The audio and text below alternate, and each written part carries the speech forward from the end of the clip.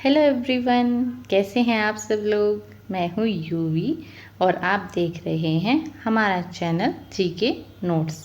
हमारी आज की वीडियो में हम पॉलिटी के वो सारे क्वेश्चन करेंगे जो हरियाणा एसएससी ने बार बार पूछे हुए हैं। तो चलिए शुरू करते हैं आज की वीडियो। ये वीडियो स्पेशली उन बच्चों के लिए भी है जिन्होंने पॉलिटी पहले पढ़ी हुई है, और जिन्होंने बिल्कुल नहीं पढ़ी है वो मेरे चैनल पर यूवी मेंटरशिप पर आके, ये मेरा खुद का चैनल है, आप यहाँ पर आके पॉलिटी की क्लासेस ले सकते हैं। वो क्लासेस हिंदी में और स्पेशली एचएसएससी के बच्चों के लिए बनाई जा रही हैं। शुरू करते हैं हमारी क्लास। देखिए, मैं इसमें आपको 200 से 300 क्वेश्चन कराऊंगी, मगर उससे पहले हम थोड़ा सा आर्टिकल्स का छोटा सा 5 मिनट का रिवीजन करेंगे, जिससे कि आपको थोड़ी चीज़ें याद आ जाएं और जब हम क्वेश्चन करें तो आप कंफ्यूज ना हो। ठीक है, देखिए यहाँ पर लिखा है कि जो हमारा मूल संविधान था उसमें कितने अनुच्छेद, भाग और अनुसूचियाँ थी। तो जब हमारा संविधान बनकर तैयार हुआ था तो उसमें 395 अनुच्छेद, 22 भाग और 8 अनुसूचियाँ थी। ठीक है, देखिए हमारे टोटल 22 भाग हैं, तो उनको इकट्ठा याद करना मुश्किल है, तो हम तोड़ तोड़ के करेंगे। तो पहले जो हमारे भाग 4 हैं उन्हें हम इकट्ठा याद करेंगे। क्यों? क्योंकि ये एक दूसरे से किसी न किसी तरीके से जुड़े हुए हैं। जैसे कि भाग 1 हमें संघ और उनके नाम और राज्य क्षेत्र को बताता है, मतलब कि भारत में कौन कौन से राज्य आते हैं, उनका क्या क्या क्षेत्र है, ये सब हमें भाग 1 बताता है। ठीक है, तो सोचिए कि जब संविधान बना था तो सबसे पहले हम किसकी बात करेंगे? हमारे भारत की। ठीक है, ये भारत है तो वो भाग 1 में आ गया। अब भारत में रहने वालों की, तो भाग 2 में क्या आएगा? नागरिकता। जो वहाँ के लोग होंगे उन्हें नागरिकता दी जाएगी।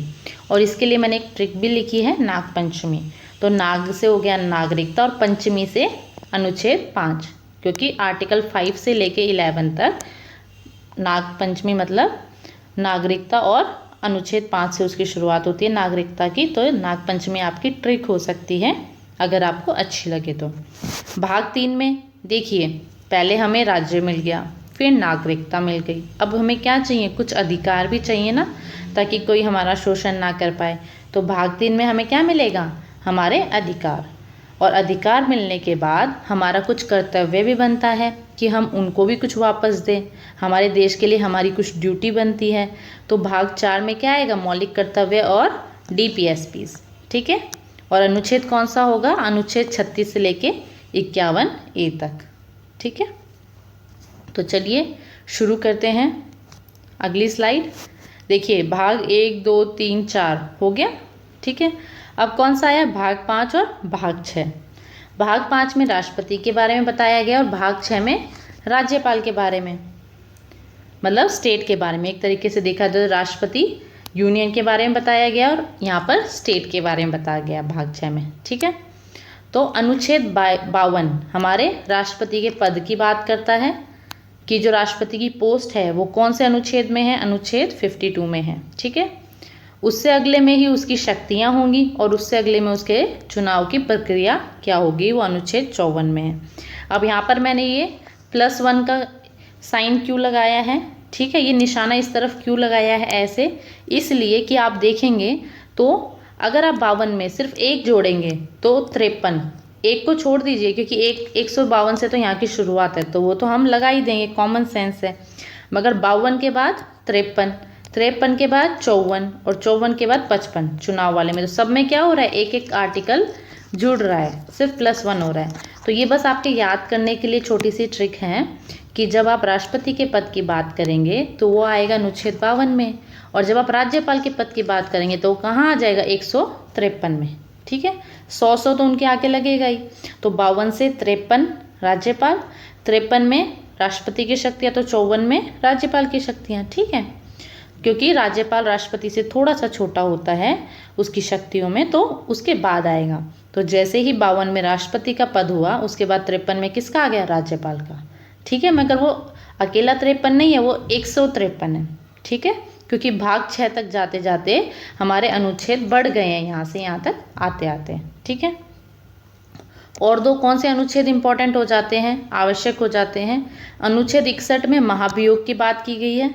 ठीक है, महाभियोग क्या होता है, अगर कोई राष्ट्रपति को हम हटाना चाहें तो किस तरीके से हटा सकते हैं, महाभियोग। इसे अंग्रेजी में इम्पीचमेंट कहा जाता है। ठीक है, तो इसको याद करने का तरीका है कि एक ओवर में कोई 6 छक्के नहीं मार सकता। अगर क्रिकेट में कोई एक ओवर में हर ओवर में 6 छक्के मारने लग जाए तो हमें उस पर महाभियोग बिठाना पड़ेगा, मतलब कुछ तो गड़बड़ है, इसको टीम से हटाना पड़ेगा, ये कोई चीटिंग कर रहा है। ठीक है, तो एक से क्या, एक से मतलब 61 का एक, और 6 ओवर 6 छक्के तो मतलब 6। तो एक ओवर में कोई 6 छक्के नहीं मार सकता, मतलब एक ओवर में कोई 6 छक्के नहीं मार सकता। तो 61, आर्टिकल 61। ठीक है, एक ओवर में कोई 6 छक्के नहीं मार सकता। तो अगर किसी ने मार दिए तो क्या बिठाना पड़ेगा, महाभियोग। अगला आर्टिकल है, अगला अनुच्छेद है अनुच्छेद 72।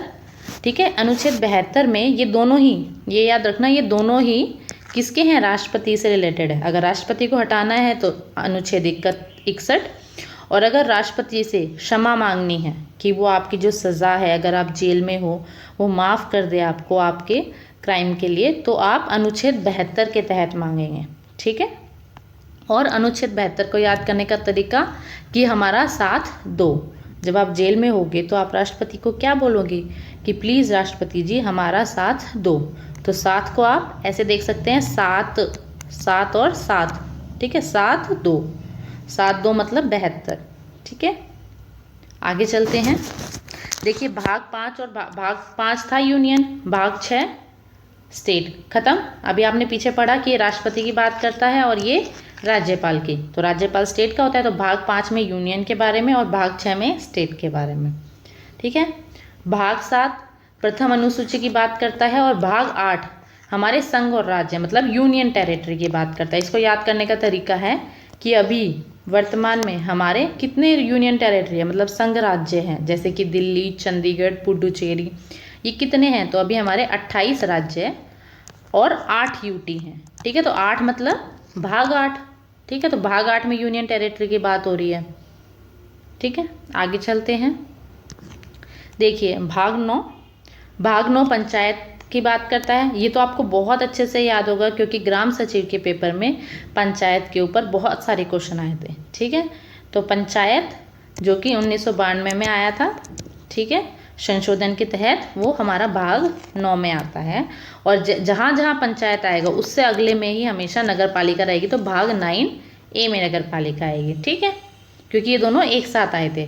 ठीक है, 73 नंबर के संशोधन से पंचायत आई थी, 74 नंबर के संशोधन से नगर पालिका आई थी, तो ये हमेशा इकट्ठे ही रहेंगे। चलते हैं अगली स्लाइड पर। देखिए ये हमारे उच्च न्यायालय और उच्चतम न्यायालय की बात करता है। सर्वोच्च न्यायालय जिसको सुप्रीम कोर्ट कहा जाता है और हाई कोर्ट, दोनों का आर्टिकल बताता है। तो सुप्रीम कोर्ट का आर्टिकल है 124 और हाई कोर्ट का आर्टिकल है 214। आपने वो गाना सुना होगा ना, 1-2 का 4, 4-2 का 1। तो देखिए यहाँ पे 1-2 का 4 है और यहाँ 4-2 का 1 है, मतलब सिर्फ नंबर से तो बदल दिए हैं। ठीक है, तो कोई आदमी कह रहा है कि मेरे सामने ज़्यादा 1-2 का 4 या 4-2 का 1 मत कर, नहीं तो मैं तेरे को कोर्ट घसीट ले जाऊंगा। ठीक है, इसलिए आर्टिकल 124 में क्या आएगा, सुप्रीम कोर्ट, और आर्टिकल 214 में क्या आएगा, हाई कोर्ट। ठीक है, अगर आपको कभी ये कन्फ्यूजन होता है कि आपके ऑप्शन में जैसे सुप्रीम कोर्ट और 124 और 214 इकट्ठे हैं, तो हमेशा ये याद रखना जो पहले आएगा वो सेंट्रल लेवल का आएगा, क्योंकि पहले हम स्टेट की बात बाद में करते हैं, यूनियन की पहले करते हैं, इसलिए प्रेसिडेंट पहले आया था और राज्यपाल बाद में आया था। ऐसे ही सुप्रीम कोर्ट पहले आर्टिकल में आ रहा है 124, और 124 के बाद 214 में हाई कोर्ट आ रहा है, तो कन्फ्यूजन नहीं होना चाहिए। ठीक है, देखिए यहाँ पर भी एक रिट होती है। ठीक है, रिट क्या होती है, निर्देश और आदेश जो सर्वोच्च न्यायालय किसी आम आदमी को देता है उसे रिट कहा जाता है। तो रिट देने का जो अधिकार है वो अनुच्छेद 32 के तहत तो सुप्रीम कोर्ट को है और अनुच्छेद 226 के तहत हमारे हाई कोर्ट को है। यहाँ पर भी देखिए जो पहले आर्टिकल आया उसमें सर्वोच्च न्यायालय को और जो बाद में आया उसमें हाई कोर्ट को। ठीक है, देखिए जो भाग 17 है, अभी मेरे को पता है मैंने कई भाग छोड़ दिए हैं, वो इतने ज़रूरी नहीं है, जो ज़रूरी हैं वो एक बार रिवीजन की तरह करा रही हूँ, फिर जल्दी ही हम क्वेश्चन करेंगे। ठीक है, तो भाग 17 जो कि हमारी राजभाषा के बारे में बताता है, वो अनुच्छेद 343 के बीच में। देखिए, जब मैं हिंदी में गिनती बोलती हूँ तो थोड़ा अटक जाती हूँ। ठीक है, हिंदी में मेरे को थोड़ी सी दिक्कत होती है, तो इसलिए आर्टिकल 343, ठीक है, में है हमारी हिंदी। ठीक है, देखिए मैंने हिंदी को इतना बड़ा बड़ा इसलिए लिखा है, अगर आप इस द को ऐसे ह समझ लें, ठीक है, सिर्फ यहाँ पे ऐसे ही तो लगाना है। देखिए मैं फिर से ड्रॉ करती हूँ, यहाँ पर अगर मैं ऐसे लगा दूँ तो ये दोनों साइड में हिन ही लगेगा ना, द को भी है बना, दोनों तरफ देखने से एक जैसा लग रहा है। तो अगर आप 3 4 3 को उल्टा लिखो चाहे सीधा लिखो, मतलब इस 3 को इधर ले आओ, इस 3 को इधर, बनेगा तो 343। तो इससे आप याद रख सकते हैं कि ये वाला जो आर्टिकल है ये किसके लिए है, हिंदी के लिए।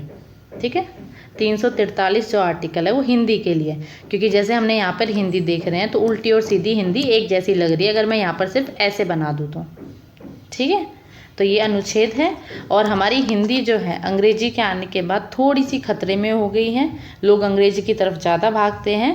ठीक है, तो हमारी हिंदी को खतरा है, तो इसलिए वो भाग 17 में आती है। ठीक है, भाग 17 खतरा राजभाषा। भारत में कोई राष्ट्रभाषा नहीं है। देखिए यहाँ पर मैंने कुछ पॉइंट लिखे हैं हिंदी से रिलेटेड जो आपको जानने ज़रूरी हैं, प्रश्न में आ सकते हैं। हमारे भारत में शायद आपको पता नहीं होगा कि कोई भी राष्ट्रभाषा नहीं है। ठीक है, फ़र्क है राष्ट्रभाषा में और राजभाषा में। ठीक है, राष्ट्रभाषा नेशनल लैंग्वेज को कहा जाता है, जैसे कि हमारा नेशनल फ्लैग है, मगर हमारी कोई भी राष्ट्रभाषा नहीं है। ठीक है, हाँ, राज्य और क्षेत्र स्तर पर हमारी बहुत सारी राजभाषाएं हैं। ठीक है, जैसे पंजाब की पंजाबी है, ऐसे बहुत सारी है, जम्मू कश्मीर की उर्दू है, तो बट नेशनल लेवल पर कोई राष्ट्रभाषा हमारी नहीं है। हमारी जो राजभाषा हिंदी है वो देवनागरी लिपि में लिखी गई है। ठीक है, अंग्रेज़ी है जो हमारी, वो एक सहयोगी आधिकारिक भाषा है। देखिए हिंदी हमारी ऑफिशियल लैंग्वेज है, मतलब आधिकारिक भाषा। ठीक है, और अंग्रेजी उसी की सहयोगी भाषा है, सहयोगी आधिकारिक भाषा। ठीक है, संविधान में हमारी कितनी भाषाओं का उल्लेख है, 22 भाषाओं का। ठीक है, 22 भाषाओं का, जिसमें हिंदी तो शामिल है मगर अंग्रेजी शामिल नहीं है। जो हमारी इंग्लिश है वो अनुसूचित भाषाओं में शामिल नहीं है, अंग्रेजी शामिल नहीं है। 22 भाषाएं, उसमें हिंदी शामिल है मगर अंग्रेजी शामिल नहीं है। यहीं से एक क्वेश्चन आता है कि जो हमारी करेंसी होती है, जैसे 10 रुपये का नोट है, आप उस पर कभी देखेंगे तो कितनी भाषाएं लिखी होती हैं, बताइए। उस पर हमारी टोटल 17 भाषाएं लिखी होती हैं।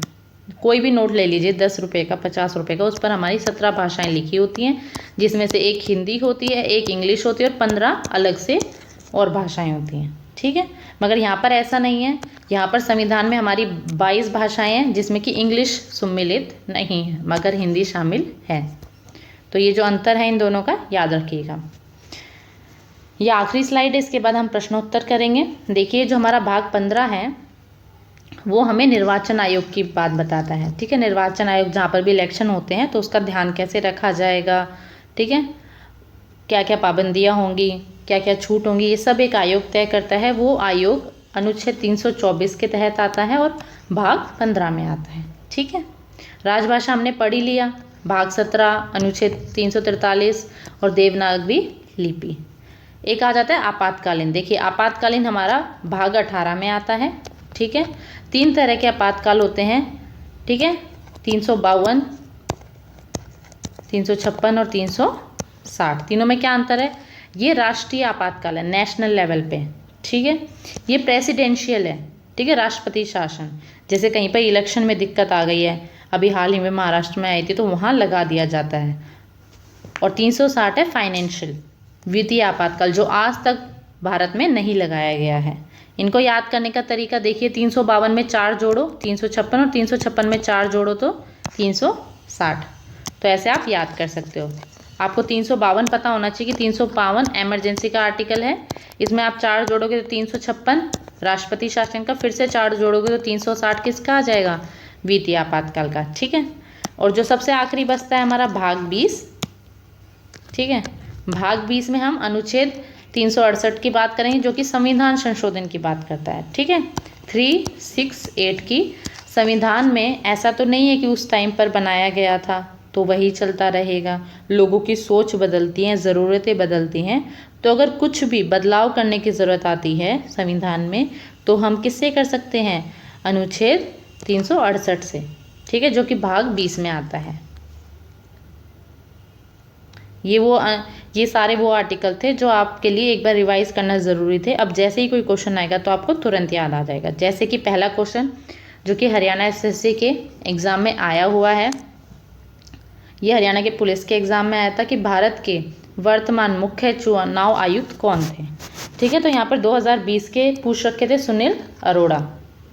ठीक है, मे बी शायद ये हरियाणा पुलिस का नहीं, बट ये हरियाणा क्लर्क का पेपर है, सॉरी, डिपार्टमेंटल, क्योंकि 2020 में कोई हरियाणा पुलिस का पेपर नहीं हुआ था। Let me correct my self. तो देखिए, भारत के वर्तमान मुख्य चुनाव आयुक्त उस टाइम पर थे तो सुनील अरोड़ा।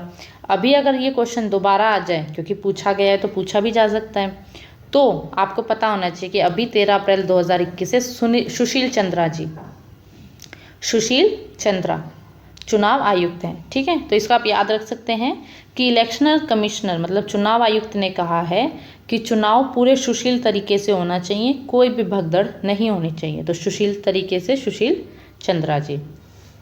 अभी हमने पढ़ा था आर्टिकल 324 में आता है इलेक्शन कमीशन, और सबसे पहले चुनाव आयुक्त भी पूछे जा सकते हैं भारत के, तो कौन थे? सुकुमार सेन। सॉरी। देखिए सेकंड क्वेश्चन, ये जितने भी क्वेश्चन मैं आपको कराऊंगी ये हरियाणा के एग्जाम में आए हुए हैं। इसके बाद वन लाइनर फॉर्म में लिख दूंगी, क्योंकि हर जगह से फ़ोटो खींचना आसान नहीं था। तो देखिए दूसरा क्वेश्चन, उच्चतम न्यायालय में न्यायाधीश की आयु क्या होती है? जो सुप्रीम कोर्ट होता है उसमें जज की जो सेवानिवृत्त, जब उसको रिटायर होना चाहिए, वो उम्र क्या होती है? 65 साल होती है। 1 जनवरी 2020 की स्थिति में भारत के मुख्य न्यायाधीश कौन थे?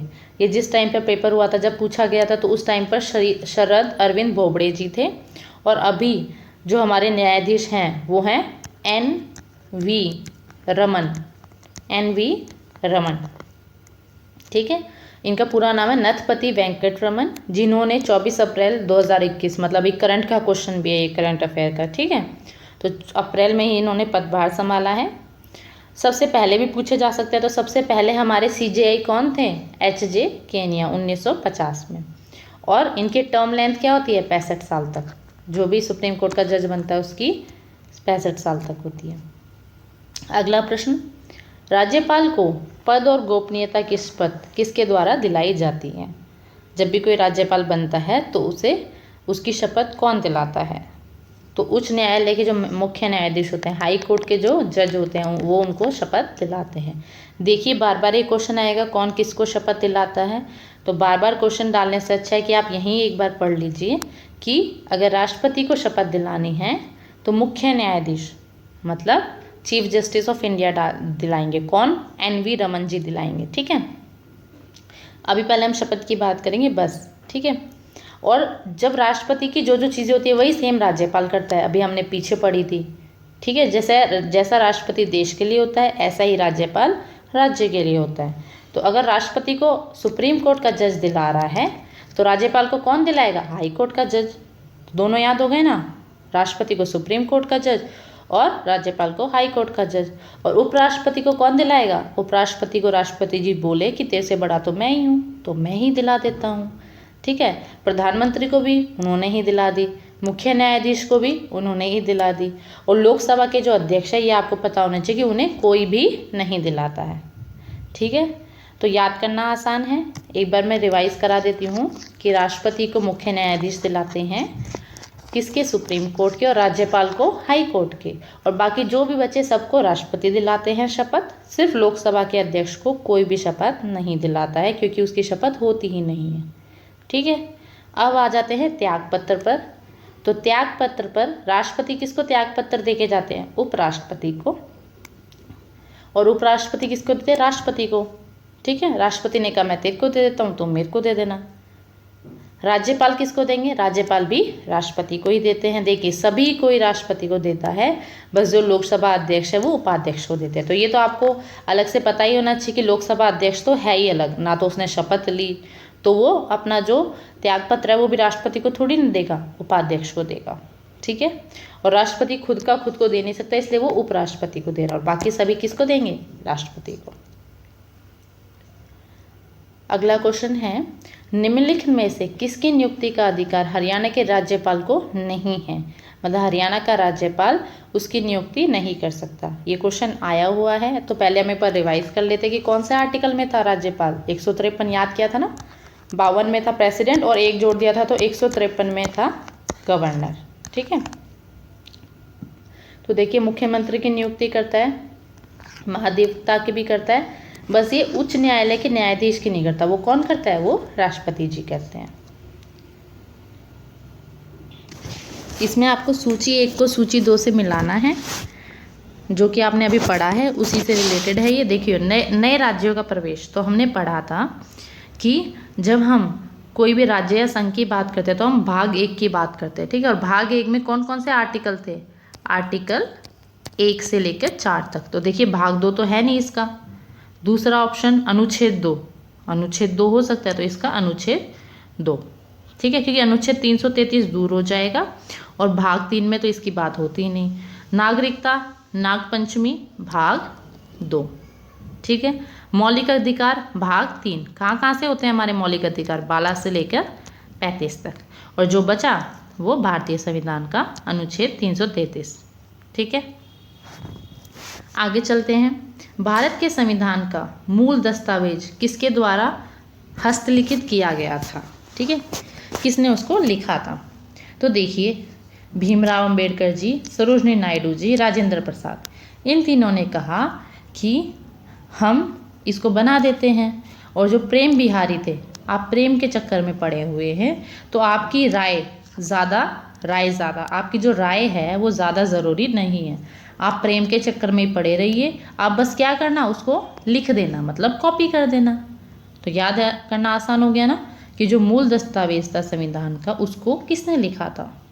तो भीमराव अंबेडकर जी, सरोजिनी नायडू, राजेंद्र प्रसाद ने नहीं लिखा था। ये तीनों ऑप्शन गलत है। इन्होंने तो क्या कहा भीमराव अंबेडकर जी ने कि हम बना देते हैं, आप तो प्रेम के चक्कर में हैं, आपकी राय ज़्यादा ज़रूरी नहीं है, मतलब राय ज़्यादा, तो आप सिर्फ इसको लिख देना। तो इसका सही उत्तर है प्रेम बिहारी नारायण राय ज़्यादा।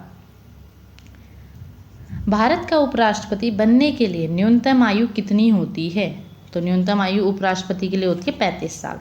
अब फिर से आपको बार बार यही क्वेश्चन डालूँ तो आपका भी टाइम वेस्ट हो, इसलिए मैंने एक ही जगह पर सबकी उम्र लिख दी है। तो आप देख लीजिएगा, सरपंच की उम्र होती है 21 साल। ठीक है, प्रेसिडेंट की भी 35 और वाइस प्रेसिडेंट की भी 35। ठीक है, तो सेम ऑफिस में बैठते तो ऐसे याद कर सकते हैं। और प्रेसिडेंट तो हमेशा गवर्नर जैसा है ही, तो उसकी तो 35 होनी ही है। बचा प्राइम मिनिस्टर 25 और चीफ मिनिस्टर भी 25। ठीक है, पीएम सीएम एक जैसे 25-25, और प्राइम मिनिस्टर लोकसभा से रिश्ता रखता है तो उसके भी 25। सिर्फ राज्यसभा का बहुत अलग है, जो कि 30 साल है। अब आ जाते हैं अगले प्रश्न पर। देखिए यहाँ पर प्रश्न नंबर 15 लिखा है, इस पर ध्यान मत दीजिए। मैंने प्रीवियस ईयर के जहाँ से फ़ोटो खींची है वहाँ पर ये इसी संख्या से आया था। ठीक है, तो आप प्रश्न पर ध्यान दीजिए, ना कि संख्या पर। सबसे अधिक राज्यसभा में के सदस्य किस राज्य में है? ठीक है, राज्यसभा की कुल सीटें 245 हैं, उसमें से भी किस राज्य को सबसे ज़्यादा प्राप्त है? तो जिसकी जनसंख्या सबसे ज़्यादा होगी, जो कि उत्तर प्रदेश है, तो उत्तर प्रदेश में राज्यसभा हो या लोकसभा, दोनों में सबसे ज़्यादा सीटें उत्तर प्रदेश को ही प्राप्त है। ठीक है, देखिए यहाँ पर 2 चीज़ें हैं जो पेपर में पूछी जाती है। एक तो ये कि राज्यसभा में जो लोग चुने जाते हैं वो किस माध्यम से चुने जाते हैं, तो वो है एकल हस्तांतरणीय मत से। और राष्ट्रपति जो 12 लोगों की नियुक्ति करता है, उसको अधिकार होता है वो किस क्षेत्र में योगदान के माध्यम से करता है, तो वो होता है कला, साहित्य, विज्ञान और सामाजिक सेवाएं। ये चारों आपको ऐसे ही पता होनी चाहिए, पूछा जाता है कि कला, साहित्य, विज्ञान और सामाजिक सेवाओं के क्षेत्र में। राज्यसभा को अपर हाउस भी कहा जाता है। 6 साल के लिए इसके लोगों की नियुक्ति होती है। अभी फिलहाल जो चेयरमैन है, और चेयरमैन को ही वाइस प्रेसिडेंट, उपराष्ट्रपति कहा जाता है। जो राज्यसभा का चेयरमैन होता है उसे ही उपराष्ट्रपति कहा जाता है। अभी कौन है? एम वेंकैया नायडू। ठीक है, फिलहाल हमारे उपराष्ट्रपति। डिप्टी चेयरमैन कौन है? हरिवंश नारायण सिंह। भारत में संविधान संशोधन कितने तरीकों से हो सकता है? ये पूछा गया है, संविधान संशोधन। भारत में संविधान संशोधन 3 तरीकों से होता है। सरल बहुमत, सिंपल मेजोरिटी होती है एक तो, दूसरा होता है विशेष बहुमत, ठीक है, और तीसरा होता है विशेष बहुमत और राज्यों की सहमति, ठीक है, जिसके लिए संशोधन बनाया जा रहा है, जिस राज्य के लिए उसकी सहमति। तो ये 3 तरीकों से किया जाता है। संविधान में संशोधन की शुरुआत की जा सकती है, मतलब कौन से हाउस में प्रेजेंट करने से। भाई अगर कोई संशोधन पास करना है तो लोकसभा में जाएं या राज्यसभा में, तो इसका उत्तर है कि कोई सी भी चले जाओ, दोनों में से किसी में भी चले जाओ, आइदर हाउस, किसी में भी चले जाओ, दोनों ही पास कर देंगे, ठीक है।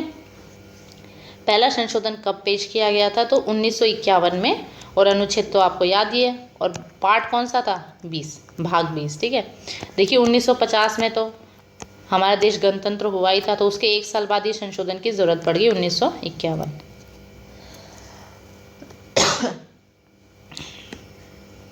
भारतीय संविधान संशोधन की प्रक्रिया किस देश के संविधान से ली गई है, दक्षिण अफ्रीका से ली गई है। इसको देखिए, अफ्रीका पहले एक कंट्री था, तो इन्होंने सोचा कि हमें संशोधन करना चाहिए, मतलब बदलाव करना चाहिए, तो इन्होंने क्या किया, एक तो नॉर्थ अफ्रीका बना दिया और एक साउथ अफ्रीका बना दिया, ठीक है। तो याद करना आसान हो गया ना, कहाँ से लिया है, साउथ अफ्रीका से, ठीक है। ऑप्शन में कभी भी दोनों नहीं आएंगे कि नॉर्थ अफ्रीका भी आ जाए, साउथ अफ्रीका भी आ जाए, और दूसरी कंट्रीज आएंगी, पर जैसे ही आप अफ्रीका देखोगे आपको याद आ जाएगा कि अफ्रीका ने भी अपना नाम बदल के साउथ और नॉर्थ किया था। तो हमें भी अगर कुछ बदलाव करना हो तो वो चीज़ हमने कहाँ से ली है, दक्षिण अफ्रीका से, ठीक है। भारत के संशोधन प्रक्रिया का वर्णन संविधान के किस भाग में किया गया, तो भाग 20, अनुच्छेद 368, ठीक है। और आज तक कितने संशोधन हो चुके हैं, 2020 तक 104, ठीक है, टोटल 104। मिनी कॉन्स्टिट्यूशन मतलब छोटा संविधान किसे कहा जाता है, छोटा संविधान हमारे 42वें संविधान संशोधन को कहा जाता है। देखिए हमारे 104 संशोधन है, ज़रूरी नहीं आपको सारे याद हो, मगर जो बहुत ज़रूरी है, पेपर में पूछे जाते हैं, वो होने चाहिए। जैसे कि 42वां संशोधन को तो मिनी कॉन्स्टिट्यूशन बोला जाता है, ठीक है। तो देखिए ये है 42वां संशोधन, जिसको मिनी कॉन्स्टिट्यूशन बोला जाता है, जिससे हमारे 10 मूल कर्तव्यों को जोड़ा गया, ठीक है। आपने देखा था भाग 4 जब हम पढ़ रहे थे, तो भाग 4 के साथ 4A भी लिखा था, भाग 4 और 4A, ठीक है। तो वो 4A क्या था, वो हमारे मूल कर्तव्य थे जो बाद में जोड़े गए हैं, कौन से संशोधन से, 42 संशोधन से, कौन से आर्टिकल में, 51A में जोड़े गए हैं, ठीक है। तो 10 मूल कर्तव्य जोड़े गए थे, ठीक है। और कौन सी कमेटी बनाई गई थी, इसके लिए सरदार स्वर्ण सिंह कमेटी बनाई गई थी। और संविधान की प्रस्तावना जो है, मतलब जैसे कि प्रीएम्बल बोला जाता है इंग्लिश में, ठीक है, प्रीएम्बल जिसे प्रस्तावना बोलते हैं, उसमें 3 नए शब्द जोड़े गए, धर्मनिरपेक्ष, अखंडता और समाजवाद। ये चारों चीज़ें किसमें की गई, 42वें संशोधन में। तो इसलिए महान चीज़ें हुई, इसलिए इसको छोटा संविधान भी कहा जाता है। किस वर्ष संविधान में अंतिम मौलिक कर्तव्य जोड़ा गया था, मतलब कौन सा साल था जब आखिरी मौलिक कर्तव्य जोड़ा गया। ये देखिए यहाँ पर कितने मौलिक कर्तव्य थे, 10, मगर अभी हमारे कितने मौलिक कर्तव्य माने जाते हैं, 11। तो 11वां कहाँ से आया, तो 11वां आया वर्ष 2002 में 86वें संविधान संशोधन से एक और मौलिक अधिकार जोड़ा गया। जो 10 थे वो तो इस वाले से जोड़े गए, 42वें से, जो कि 1976 में आया था, ठीक है, 7-6-42। तो ईयर याद करना आसान है, 7-6-42, 1976, 42वें में, ठीक है। और वो तो 10 जोड़े थे उसने, देखिए भाग 4A में और अनुच्छेद 51 में जोड़ा गया, कितने, 10। और जो 11वां जोड़ा गया वो किस में जोड़ दिया गया, वो 2002 में 46वें संशोधन से जोड़ा गया, हो गए 11। तो हमारे कितने मौलिक कर्तव्य, एक बार रिवाइज कीजिए, भाग कौन सा मौलिक कर्तव्य हो क्या, 4A, आर्टिकल 51A, और कितने हैं टोटल, 11, ठीक है। भारतीय संविधान का सबसे लंबा संशोधन यही होगा, 42वां होगा ना।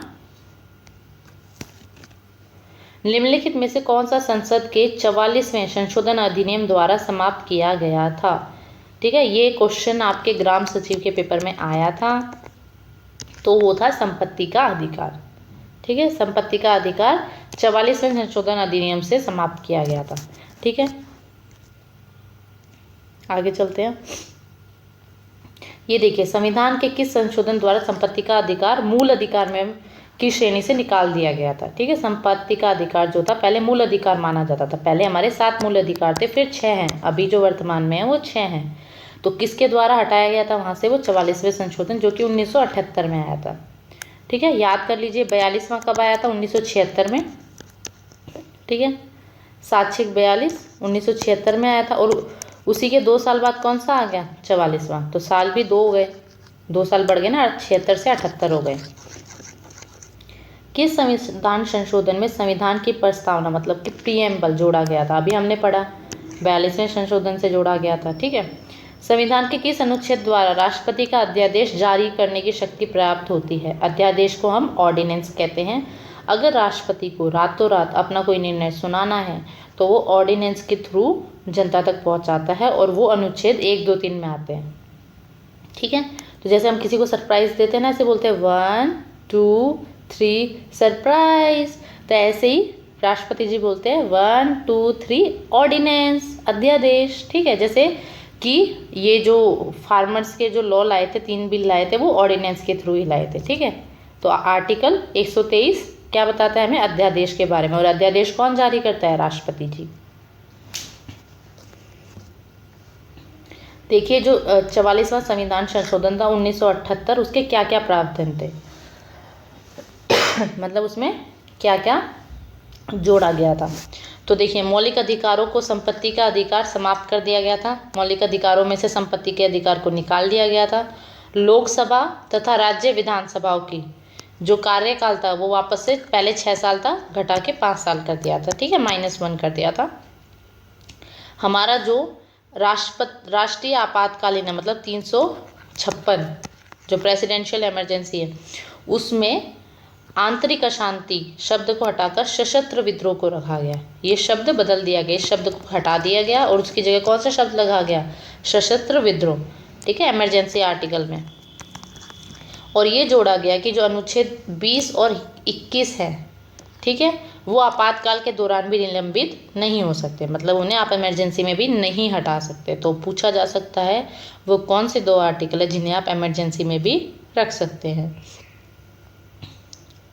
ठीक है, अगला प्रश्न है 61वां संशोधन अधिनियम। ये तो आपके पेपर में आया ही था ग्राम सचिव के में कि जो 61वां संशोधन अधिनियम है 1989 में आया था, वो क्या है? वो ये था कि पहले मतदान देने की आयु 21 साल थी, वो घटाकर कितनी कर दी? 18 साल। ठीक है, ये पेपर भी ग्राम सचिव के पेपर में आया था क्वेश्चन। अगला है 69 संशोधन अधिनियम 1991 में क्या प्रावधान है? ठीक है, देखिए इसमें ये है कि जो दिल्ली था उसको एनसीआर का दर्जा दे दिया था, मतलब कि राजधानी क्षेत्र। और एनसीआर, दिल्ली को आप बोलते हो ना एनसीआर, गुड़गांव में एनसीआर, तो एनसीआर मतलब होता है नेशनल कैपिटल रीजन। तो वो कौन से आर्टिकल से दिया गया था? संविधान संशोधन अधिनियम 69 से। ठीक है, अगला है भारतीय संविधान के लागू होने के बाद सन 2020 तक कितने संशोधन हो चुके? तो 104 हो चुके हैं।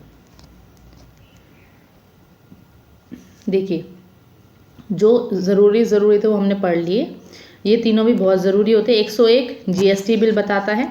इसको याद करने का तरीका, जब हम किसी को शगुन में देते हैं तो 101 रुपये ही देते हैं, उससे कम तो देते नहीं। तो 101 रुपीज़ याद रखो, और जब रुपीज़ की बात आएगी तो रुपीज़ पे ही जीएसटी बिल लगता है। तो 101 किससे रिश्ता रखता है? जीएसटी से। ठीक है, 103 ईडब्ल्यूएस सेक्शन से 10% का रिजर्वेशन लेते हैं। तो इसको तो आपको याद ही रखना चाहिए कि आपकी 10% सीट कौन सा सेक्शन ले जाता है? ईडब्ल्यूएस 103। ठीक है, 104 अमेंडमेंट, एससी आरक्षण की अवधि 10 साल के लिए बढ़ा दी गई। जो आखिरी 104 हुआ है वो क्या था कि एससी और एसटी को जो रिजर्वेशन मिलता है वो 10 साल के लिए और बढ़ा दिया गया है। ठीक है, अगला प्रश्न है वर्तमान में भारतीय संविधान में कितनी राजभाषाएं? अभी हमने पढ़ा था 22 राजभाषाएं हैं, जिसमें कि हिंदी शामिल है मगर इंग्लिश शामिल नहीं है। ठीक है, भारतीय संविधान में राजभाषाएं किस अनुसूची में वर्णित हैं? वो है अनुसूची 8 में। ठीक है, भाषा से संबंधित अभी हमने संशोधन पढ़े तो ये तीनों छोड़ दिए थे, मैंने सोचा था भाषा आएगी जब बताऊंगी। तो ये तीनों जो संशोधन है ये भाषा से संबंधित है। इनको याद करने का तरीका यहाँ लिखा है कि पहले के 2 संशोधन को जोड़ोगे तो तीसरा बन जाएगा 21 + 71 92। ठीक है। तो 21, 71 और 92 ये तीनों संशोधन भाषा से जुड़े हुए हैं। जैसे कि ये प्रश्न आपके पेपर में पूछा गया था, डोगरी भाषा भारत के किस राज्य क्षेत्र में बोली जाती है? डोगरी भाषा, ठीक है। इसका सही उत्तर वैसे तो जम्मू और कश्मीर प्रांत है, वहाँ पर डोगरी, उर्दू ये वहाँ की राजभाषाएं हैं, ठीक है। भाषा से संबंधित संशोधन ये 3 हैं। देखिए जो 31वां है, पहले हमारी 14 भाषाएं थी, उसमें जुड़ी पहली भाषा ये सिंधी भाषा, ठीक है। 8वें शेड्यूल से 15th रीजनल लैंग्वेज 15वें नंबर की बनी। फिर उसमें 4 और जुड़ी, ये रही कोंकणी, मणिपुरी, नेपाली, ठीक है, 3। और फिर 4 जुड़ी बोडो, डोगरी, मैथिली, संथली, ठीक है। तो अब टोटल कितनी हो गई है? 22।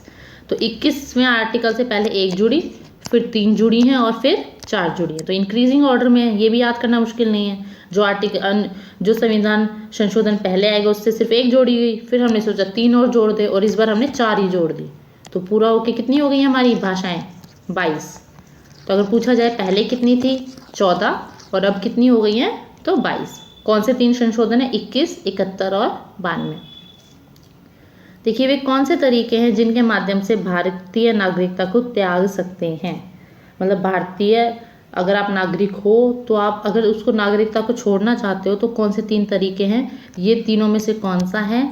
और अगर इनमें से कोई तीनों ही हैं तो उपरोक्त सभी,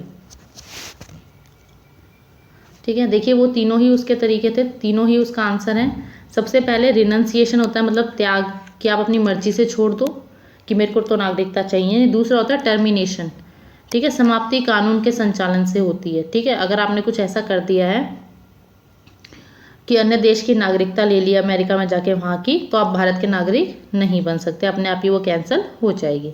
डेप्राइवेशन, पंजीकरण के अभाव में, ठीक है, आपके पंजीकरण ही नहीं हुआ है या किसी प्राकृतिक तरीके से आप भारत के नागरिक होते हुए भी नहीं ले पाए हो, तो वो डेप्राइवेशन है, मतलब कि अभाव या क्षय है। ये 3 तरीके होते हैं। अंतर्राष्ट्रीय शांति और सुरक्षा की अभिवृद्धि संविधान में वर्णित है, मतलब आपको इंटरनेशनल पीस रखना चाहिए, अपने आसपास के देशों से और अंतर्राष्ट्रीय लेवल पे शांति रखनी चाहिए और सुरक्षा रखनी चाहिए। ये क्या है? आपका मौलिक अधिकार है, मौलिक कर्तव्य है, DPSP है, राज्य के नीति निर्देशक तत्व, या B और C दोनों है। तो इसका उत्तर है ये नीति निर्देशक तत्व है, ठीक है, क्योंकि हमारी मर्जी है। अब पाकिस्तान हमें कुछ कहेगा, हम उसके साथ शांति तो बना के नहीं रखेंगे। तो मतलब DPSP का मतलब होता है ऐसे अधिकार जो आप मानना चाहो तो मानो, नहीं तो नहीं, फॉलो करना ज़रूरी नहीं होता, ठीक है। आप अगर कर सकते हो तो आपको करने चाहिए। तो अंतर्राष्ट्रीय शांति अगर आप बनाए रख सकते हो उस देश के साथ तो आपको रखनी चाहिए। ये प्रश्न हरियाणा SSC के पेपर में पूछा गया था। भारत के संविधान का विचार सबसे पहले किसके द्वारा प्रस्तावित किया गया था? मतलब कि किसके मन में आया था सबसे पहले? संविधान का जो आइडिया था किसके मन में आया था? तो मन, ठीक है, मतलब कि मन किसके मन में आया था सबसे पहले संविधान का विचार? तो म से M, न से N, MN रॉय जी के, ठीक है, किसके मन में आया था? MN रॉय जी के मन में आया था। अगले प्रश्न पर आते हैं। अनुसूचित जाति, अनुसूचित जनजाति मतलब SC ST किसके अंतर्गत आती हैं? मतलब कौन सी सूची के अंतर्गत आती है? तो देखिए इसका आंसर मैं पहले आपको एक स्लाइड दिखाती हूँ। देखिए ये हमारी 12 शेड्यूल्स हैं, मतलब 12 सूचियां हैं। पहले आप इनको पढ़ेंगे। देखिए यहाँ पर है ना, ये SC ST मतलब अनुसूचित जाति और जनजाति। तो आपको ये अगर पूरा पता होगा तो आप ये आंसर तो अच्छे से दे सकते हैं। तो टीयर्स ऑफ ओल्ड PM, ठीक है, इसका मतलब कि जो हमारे 12 शेड्यूल हैं वो टीयर्स ऑफ ओल्ड PM, हमारे जो पुराने मुख्यमंत्री रहे हैं उन सब के, हमारे जो पुराने प्रधानमंत्री रहे हैं उन सब के आंसुओं से मिलके बना है, मतलब मेहनत से मिलके बना है, ठीक है। तो टीयर्स ऑफ ओल्ड PM, ये वाला PM तो कुछ नहीं कर रहा, जो पहले के जो PM है उनके आंसुओं से बना है। तो टीयर्स ऑफ ओल्ड PM ये ट्रिक है। जैसे कि T से हो जाएगा टेरिटरी, ठीक है, टेरिटरी मतलब कोई भी संघ, राज्य, कुछ भी। जैसे भाग 1 था संघ और राज्य के बारे में, ऐसे ही इसका जो पहला अनुसूची है T मतलब टेरिटरी, संघ और राज्य के बारे में। दूसरा है E मतलब एमोल्यूमेंट्स, मतलब कि वेतन के बारे में। तीसरा है शपथ के बारे में। चौथा है राज्यसभा। पांचवा है SC ST। छठा है अदर शेड्यूल कास्ट, और भी बच जाती है ना, जैसे नागालैंड साइड में होती हैं। F का मतलब है शक्तियों का बंटवारा, फेडरल। O से ऑफिशियल लैंग्वेज, एल से लैंड रिफॉर्म मतलब संपत्ति के बारे में, डी से दल बदल एंटी डिफेक्शन लॉ, और पी से पंचायत, और एम से म्यूनसिपैलिटी। मैंने आपको पहले ही बताया था पी के बाद सीधा एम आता है, तो पंचायत के बाद म्यूनसिपैलिटी, जैसे कि भाग 9 में पंचायत था और भाग 9 ए में म्यूनसिपैलिटी थी, तो सीधा पंचायत के बाद आता, तो यहाँ भी पहले पंचायत और फिर म्यूनसिपैलिटी। तो यहाँ से आपको याद हो सकता है कि 12 के 12 इकट्ठे क्या है, तो आप इकट्ठे याद करोगे तो आपको याद हो जाएंगे। तो आपको सिर्फ ये याद करना है tears of old PM, tears मतलब आंसू, ऑफ ओल्ड पीएम पुराने प्रधानमंत्री के आंसू, टीयर्स ऑफ ओल्ड पीएम। ये ट्रिक है 12 शेड्यूल्स को याद करने की। तो देखिए हमसे ये पूछा था कि SC/ST कौन से में आते हैं, तो एक बार लिखिए TEARS, एस आ गया ना, एस मतलब SC/ST, तो 1 2 3 4 5, 5वें नंबर पे आ रहा है एस, तो कौन सी शेड्यूल लिस्ट में आता है, 5वें नंबर पे। ठीक है, इजी था ना। देखिए पहले ये कह रहे थे कि अंतिम रूप में जो संविधान का अंतिम रूप बना उसमें कितनी अनुसूचियां थी, तो कितनी थी, 8 थी, और अभी कितनी है, 12 है। ठीक है, कहाँ से आई, जो 9वीं आई वो प्रथम संशोधन से आई 1951 में, जो 10वीं आई वो एंटी डिफेक्शन लॉ से आई। एंटी डिफेक्शन लॉ मतलब दल बदल, अगर कोई अपनी पार्टी छोड़ के, जैसे भाजपा छोड़ के कांग्रेस में जाता है तो उसे दल बदल कहा जाता है, एंटी डिफेक्शन लॉ कहा जाता है। तो वो कब आया, 1985 में 52वें संशोधन से 10वीं अनुसूची में आया। अगला है 11वीं अनुसूची और 12वीं अनुसूची, पंचायत और म्यूनसिपैलिटी, 73वां संवैधानिक संशोधन और 74वां संवैधानिक संशोधन। तो ये तो बहुत आसान है याद करना, आपने पंचायती राज पढ़ा है तो वहाँ से आप सीधे सीधे याद कर सकते हैं। ये ट्रिक याद कर लीजिएगा। अगला क्वेश्चन है कि जो यूपीएससी है, लोक सेवा आयोग है, वो कौन से आर्टिकल में, तो 315 में है।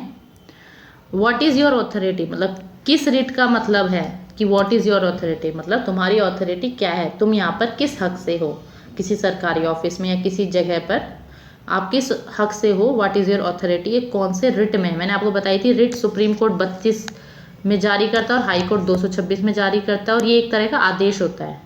ठीक है, जो किसी भी आदमी के लिए या किसी ऑर्गेनाइजेशन के लिए निकाला जाता है, तो वो क्यूओ वारंट होती है, क्यूओ और वारंटो, क्यूओ वारंटो। तो देखिए क्यूओ में क्यूओ आ रहा है, तो इसी से याद कर लीजिए कि तुम यहाँ पर क्यों हो, क्यूओ मतलब तुम यहाँ पर क्यों हो, तुम्हारी ऑथोरिटी क्या है।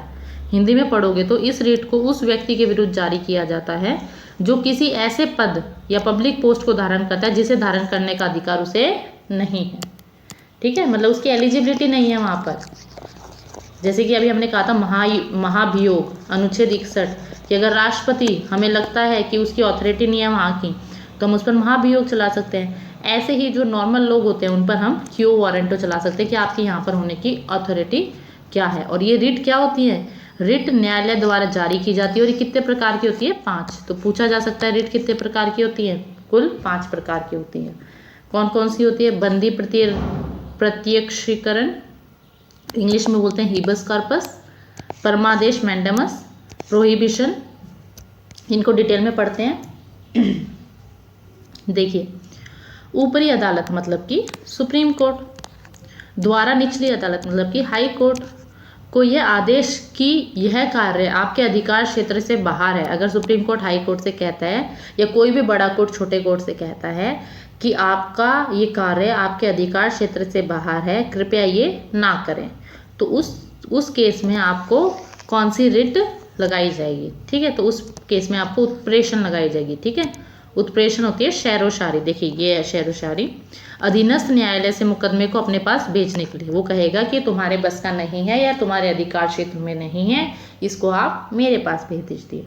ठीक है, अभी हमने पढ़ा था बंदी प्रत्यक्षीकरण। इसको आप देखिए, बंदी मतलब जिसने कोई गुनाह किया हो, और प्रत्यक्षीकरण मतलब उसको सामने पेश करना। ठीक है, तो किसी गैर कानूनी कारणों से गिरफ्तार किए व्यक्ति को रिहाई मिलना।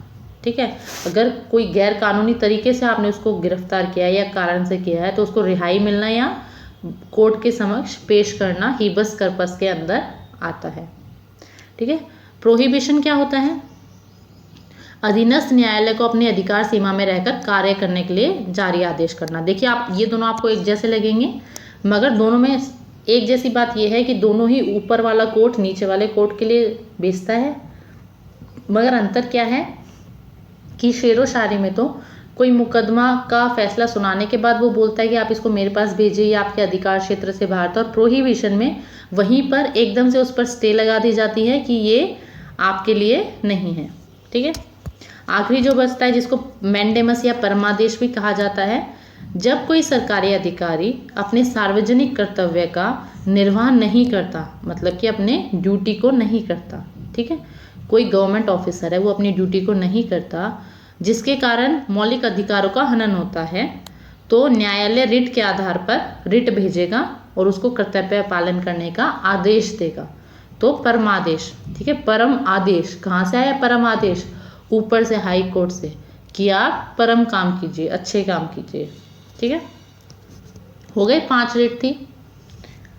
अगला प्रश्न जो आया था, अनुच्छेद 370 कहाँ से संबंधित है? देखिए, पहले ये प्रश्न जिस टाइम पर आया था बहुत इंपॉर्टेंट हुआ करता था, हरियाणा क्लर्क के पेपर में आया था 2019 में, मगर अभी क्योंकि यह आर्टिकल 370 खत्म कर दिया गया है, और कब खत्म किया गया है? 5 अगस्त 2019 को, तो इससे जम्मू और कश्मीर को स्पेशल दर्जा प्राप्त था, जो कि अब रद्द कर दिया गया है। ठीक है, अब ये पूछा जा सकता है 370 के साथ साथ उसी टाइम पे क्वेश्चन आया था कि कौन सा दूसरा आर्टिकल है जो निरस्त हुआ है, तो वो था 35A। और 35A क्या था? जम्मू कश्मीर के स्थायी निवासियों को विशेष अधिकार देना। ठीक है, और आप ये देखिए, ये दोनों पेपर हरियाणा क्लर्क में ही आए थे, मगर ये अलग शिफ्ट में आया था और ये अलग शिफ्ट में आया था। ठीक है, तो आपको पेपर एनालिसिस करना बहुत ज़रूरी है। हो सकता है जो सुबह के पेपर में आए वही शाम के पेपर में आ जाए, क्योंकि उसमें भी धारा 370 की बात की गई है और इसमें भी धारा 370 की ही बात की गई है। देखिए, क्योंकि जम्मू कश्मीर का जिक्र आया तो आपको पता होना चाहिए अभी फ़िलहाल आपके 28 राज्य और 8 केंद्र शासित प्रदेश हैं। ठीक है, ऐसा कैसे हुआ? तेलंगाना 29वां राज्य बना था, मगर क्योंकि जम्मू और कश्मीर टूट गया और यूटी बन गया, इसलिए वापस से कितने राज्य हो गए? 28। ठीक है, और हमारी पहले 7 यूटी थी। ठीक है, जम्मू कश्मीर और लद्दाख अलग हुए तो 9 हो गई, मगर फिर से 8 कैसे हो गई? दमन, दीव और नागर हवेली दोनों आपस में मिल गई। दोनों जो यूटी हैं, दादर और नागर हवेली, दमन और दीव मिल गई, तो अब कितने केंद्र शासित प्रदेश हो गए? 8। तो क्या जोड़ा है हमारा? 28 और 8 का अभी फिलहाल। आपको तेलंगाना की जो ये डेट है ये भी पता होनी चाहिए कि तेलंगाना कब अलग हुआ था, तो 2 जून 2014 को 29वां राज्य बना था।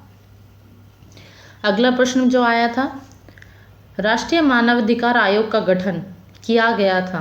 राष्ट्रीय मानवाधिकार आयोग, जिसको नेशनल ह्यूमन राइट कमीशन भी कहा जाता है, इसका गठन कब किया गया था? तो देखिए 12 अक्टूबर 1993 को किया गया था। ठीक है, वो पेपर सुबह आया था और यही शाम की शिफ्ट में आ गया कि सेम मानवाधिकार आयोग का कितने साल का कार्यकाल होता है, तो या तो 5 साल का होता है या फिर 70, आखिरी उम्र 70 तक पहुंच जाए, जो भी दोनों में से पहले होगा, या तो 5 साल पहले पूरे हो जाए या फिर वो 70 साल का पहले हो जाए तो उसको छोड़ना पड़ेगा। इनको मिलाना है। देखिए 61 तो मैं जब से बता रही हूँ महाभियोग की बात करता है, एक बॉल में कोई 6 छक्के नहीं मार सकता। हमारा 7-2 मतलब 7-2 72, तो समाधान की शक्ति। ठीक है, 85 क्या हो सकता है? 85 लोकसभा का विघटन होता है। 123 1 2 3 अध्यादेश जारी हो गया, मतलब ऑर्डिनेंस जारी कर दिया। कौन करेगा? राष्ट्रपति। ठीक है, और सर्वोच्च न्यायालय से सलाह लेने का अधिकार होता है राष्ट्रपति को 143 से। ठीक है, किस समिति के सभी सदस्य लोकसभा से लिए जाते हैं? देखिए कुछ समितियां होती हैं जो बनाई जाती हैं गवर्नमेंट लेवल पे, और ये स्थायी समिति होती हैं। ठीक है, स्टैंडिंग कमेटीज जिन्हें बोला जाता है। इनमें कुछ सदस्य लोकसभा के होते हैं, कुछ राज्यसभा के होते हैं, मगर आपसे ये पूछा गया है कि वो कौन सी समिति है जिसमें सारे के सारे सदस्य लोकसभा के होते हैं। ठीक है, तो इसका उत्तर यहाँ है। देखिए ये 3 तरह की कमेटियाँ हैं, लोक लेखा समिति, अनुमान समिति और लोक उपक्रम समिति। इसमें 22 मेंबर होते हैं, 15 लोकसभा के और 7 राज्यसभा के। इसमें 30 होते हैं और 30 के 30 लोकसभा के। ठीक है, तो कौन सी समिति होगी? अनुमान समिति, मतलब कि प्राक्कलन समिति। ठीक है, अनुमान समिति। और इसमें भी 22 होते हैं, 15 लोकसभा से और 7 राज्यसभा से। तो बस एस्टिमेट कमेटी वो है जो लोकसभा के सारे सदस्य लेती है, और बाकी ये दोनों समितियां लोक लेखा और लोक उपक्रम, दोनों में 22-22, दोनों में 15-15 लोकसभा के और 7-7 राज्यसभा के। ठीक है, देखिए यहाँ लिखा भी है लोकसभा सांसदों से चुने जाते हैं, ओनली लोकसभा से। इन सबका टेन्योर सिर्फ 1 साल का होता है। इनकी फुल फॉर्म भी पूछी जा सकती है तो आपको पता होना चाहिए। भारतीय सभा के उद्घाटन अधिवेशन की, ये क्वेश्चन मैंने आपके लिए डाला है कि आप कमेंट सेक्शन में इसका आंसर मेरे को देंगे। देखिए, भारतीय संविधान का कौन सा लक्षण आयरलैंड से लिया गया है? मतलब कि हमने बहुत सारी चीज़ें अलग अलग देशों से ली थी, जैसे कि संविधान संशोधन किससे लिया था? दक्षिण अफ्रीका से। तो अब ये पूछ रहे हैं जो DPSP हैं, नीति निर्देशक तत्व, है किससे लिए हैं? ठीक है, तो जो नीति निर्देशक तत्व होते हैं, अगर हम उनका पालन नहीं करेंगे तो सब लोग अपनी मनमानी करेंगे और एक दूसरे के बीच आग लग जाएगी। फायरलैंड, मतलब आयरलैंड की जगह वो क्या बन जाएगा? फायरलैंड। लोग एक दूसरे को आग लगा देंगे, अगर कोई कानून नहीं होगा, कोई नीति निर्देश नहीं होंगे तो एक दूसरे को आग लगा देंगे, तो फायरलैंड बन जाएगा। तो फायरलैंड मतलब आयरलैंड। DPSPs नहीं होंगे तो फायरलैंड बन जाएगा। तो हमने कहाँ से लिया? ये आयरलैंड से। एफ हटा दो तो आयरलैंड। भारतीय संविधान संघीय या अर्ध संघीय है? मतलब कि फेडरल है या क्वासी फेडरल है? देखिए, फेडरल का मतलब क्या होता है कि राज्य और केंद्रों के बीच शक्तियों का विभाजन, ठीक है, बराबर बराबर विभाजन। यूनिटरी मतलब होता है सिर्फ केंद्र के हाथ में शक्ति दे देना। और क्वासी फेडरल का मतलब होता है कि सिर्फ आपात की स्थिति में, जब कोई इमरजेंसी आ जाए तो राज्यों की जो सत्ता होती है उसमें सेंटर हस्तक्षेप कर सकता है। तो इसलिए हमारा जो संविधान है वो क्या है? क्वासी फेडरल है। मतलब कि वैसे तो सारी शक्तियाँ दोनों के बीच में बटी हुई हैं, स्टेट और यूनियन के बीच में, मगर अगर कोई आपातकाल आता है तो सेंट्रल सारी पावर अपने हाथ में ले सकता है। भारत एक गणतंत्र है, इसका अर्थ क्या है? गणतंत्र का मतलब होता है कि यहाँ पर वंशानुगत शासक नहीं है, मतलब कि राजा का बेटा राजा होगा, ये चीज़ भारत में नहीं है, इसलिए भारत को एक गणतंत्र कहा जाता है। संविधान सभा की प्रथम बैठक कब हुई थी? तो ये 9 दिसंबर 1946 को हुई। तो सिर्फ 2 दिन बाद ही सेकेंड मीटिंग भी हुई थी, तो 11 दिसंबर 1946, दोनों पूछी जाती हैं। पहली हुई 9 दिसंबर को और दूसरी 2 दिन बाद ही 11 दिसंबर को। ठीक है, ये क्वेश्चन मैंने इसमें टाइप कर दिए हैं क्योंकि हर जगह से फ़ोटो खींचना पॉसिबल नहीं था, मगर ये वही क्वेश्चन है जो हरियाणा SSC में पहले पूछे गए हैं। अगला है पुनर्गठन के फलस्वरूप 1947 में संविधान सभा के सदस्यों की संख्या कितनी रह गई थी? जब 1947 में विभाजन हुआ था तो कुछ सांसद पाकिस्तान भी गए होंगे, तो तब हमारी जो संख्या थी वो घटकर कितनी रह गई थी? तो सबसे पहले 3 जून 1947 ये तारीख ज़रूरी हो जाती है क्योंकि उस दिन माउंटबेटन योजना आई थी जिसके तहत विभाजन हुआ था। ठीक है, पाकिस्तान के लिए अलग संविधान सभा बनी तो कुछ लोग वहाँ चले गए, तो पहले जो संख्या 389 थी वो 299 रह गई। ठीक है, तो इसका उत्तर क्या है? 299 रह गई।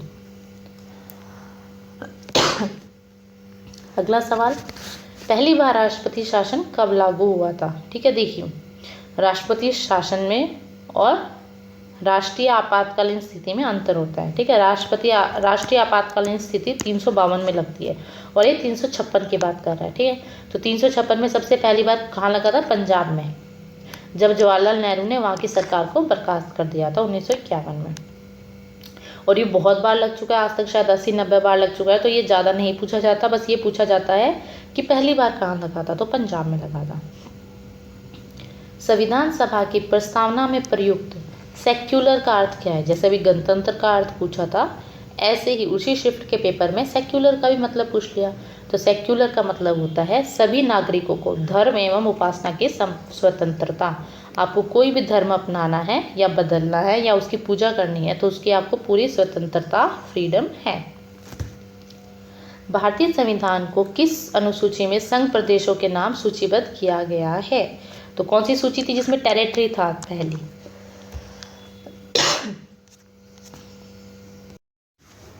अगला प्रश्न है, नियंत्रक एवं महालेखा परीक्षक मतलब कि कैग, ठीक है, का कार्यकाल कितना होता है? इंग्लिश में इसकी शॉर्ट फॉर्म को कैग कहा जाता है और हिंदी में इसे नियंत्रक एवं महालेखा परीक्षक कहा जाता है।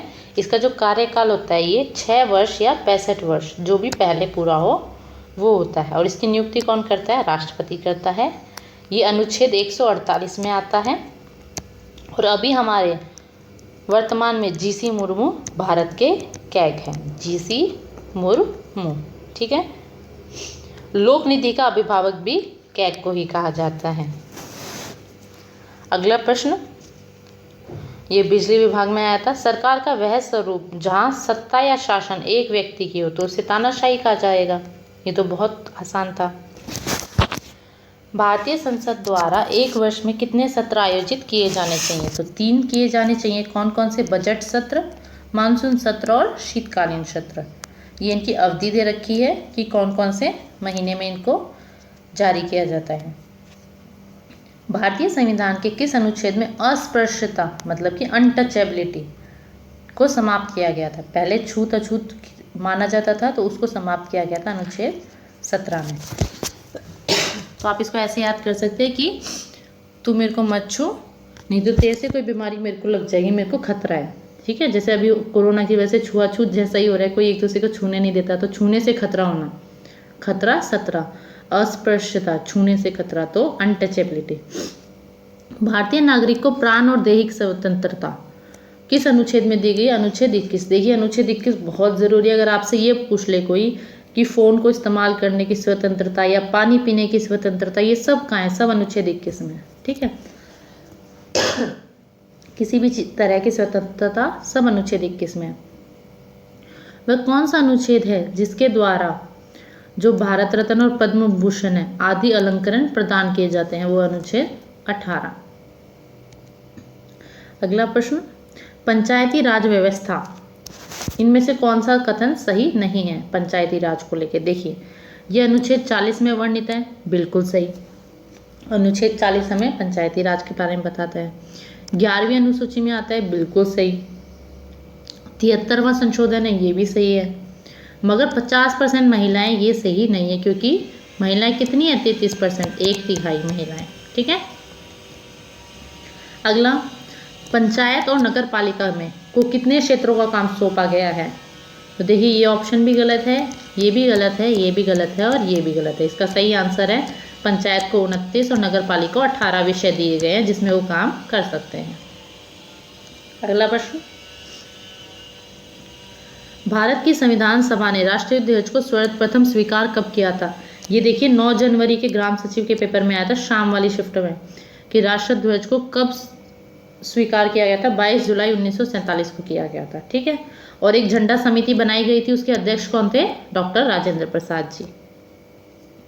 ये राष्ट्रीय ध्वज के बारे में कुछ चीज़ें पूछी जा सकती है कि लंबाई चौड़ाई किस रेशो में होती है? तो 3:2 में होती है। ठीक है, कलर कैसा होता है? जो 24 तिल्लियाँ होती है वो गहरे नीले रंग की होती है। और किसने बनाया था? पिंगली वेंकैया ने इसको बनाया था। हमारा राष्ट्रीय ध्वज तिरंगा है। राष्ट्रीय चिन्ह अशोक की लाट है। राष्ट्रभाषा कोई भी नहीं है। राष्ट्रगान जनगण मन। राष्ट्रगीत वंदे मातरम। पशु बाघ। जलीय जीव गंगा डॉल्फिन। और हमारा फल है आम। खेल है हॉकी। और हमारा जो पंचांग हम यूज़ करते हैं वो शक संवत है। लोकसभा पर आते हैं। लोकसभा को लोअर हाउस कहा जाता है, जैसे कि राज्यसभा को अपर हाउस कहा जाता था। उसका टेन्योर 6 साल का था, लोकसभा का 5 साल का है। स्पीकर है ओम बिरला जी बीजेपी से। सेक्रेटरी जनरल इतना ज़रूरी नहीं है, आपको पढ़ना है तो आप पढ़ सकते हैं। Leader of the house Narendra Modi ji को कहा जाता है। देखिए लोकसभा पर कुछ प्रश्नोत्तर है, वन लाइनर। लोकसभा अब हम वन लाइनर करेंगे स्पीड से, ताकि कि और समय बर्बाद ना हो। मैंने आपको बहुत डिटेल में पढ़ा दिया तो जल्दी जल्दी करेंगे। अभी कम से कम हम 100 या 200 क्वेश्चन वन लाइनर करेंगे। लोकसभा का जनक किसे माना जाता है? जीवी मावलंकर। भारत के पहले लोकसभा अध्यक्ष थे जीवी मावलंकर। ठीक है, जनक भी वही और उनके पहले अध्यक्ष भी वही। पहले उपाध्यक्ष थे ए अपेंगर। सॉरी, भारत की पहली महिला लोकसभा अध्यक्ष मीरा कुमारी थी।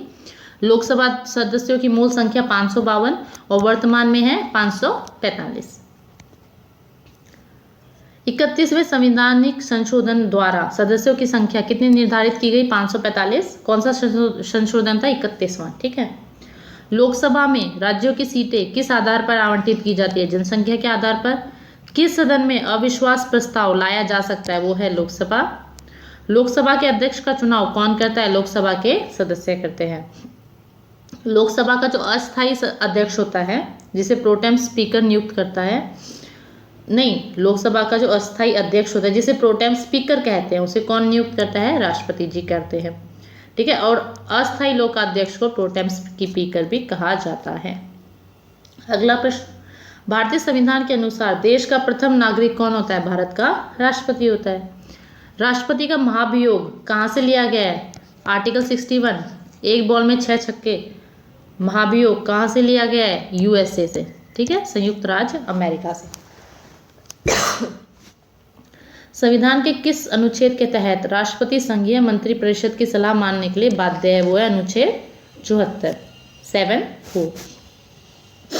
क्वेश्चन प्रैक्टिस ओनली, अब सिर्फ क्वेश्चन प्रैक्टिस करेंगे। संविधान के किस अनुसूची को शेड्यूल भी कहते हैं, में राज्यपाल, राष्ट्रपति, भारत के मुख्य न्यायाधीश सबके वेतन की बात की गई है? अनुसूची तो देखिए, ये लिखिए एक बार, टीयर्स था ना सबसे पहले, इसी में आ जाएगा। टी से क्या था? टेरिटरी। ई से क्या था? एमोल्यूमेंट्स, जिसको वेतन कहा जाता। तो वेतन किस में आ गया? दूसरे नंबर पर आ गया, ठीक है, तो द्वितीय।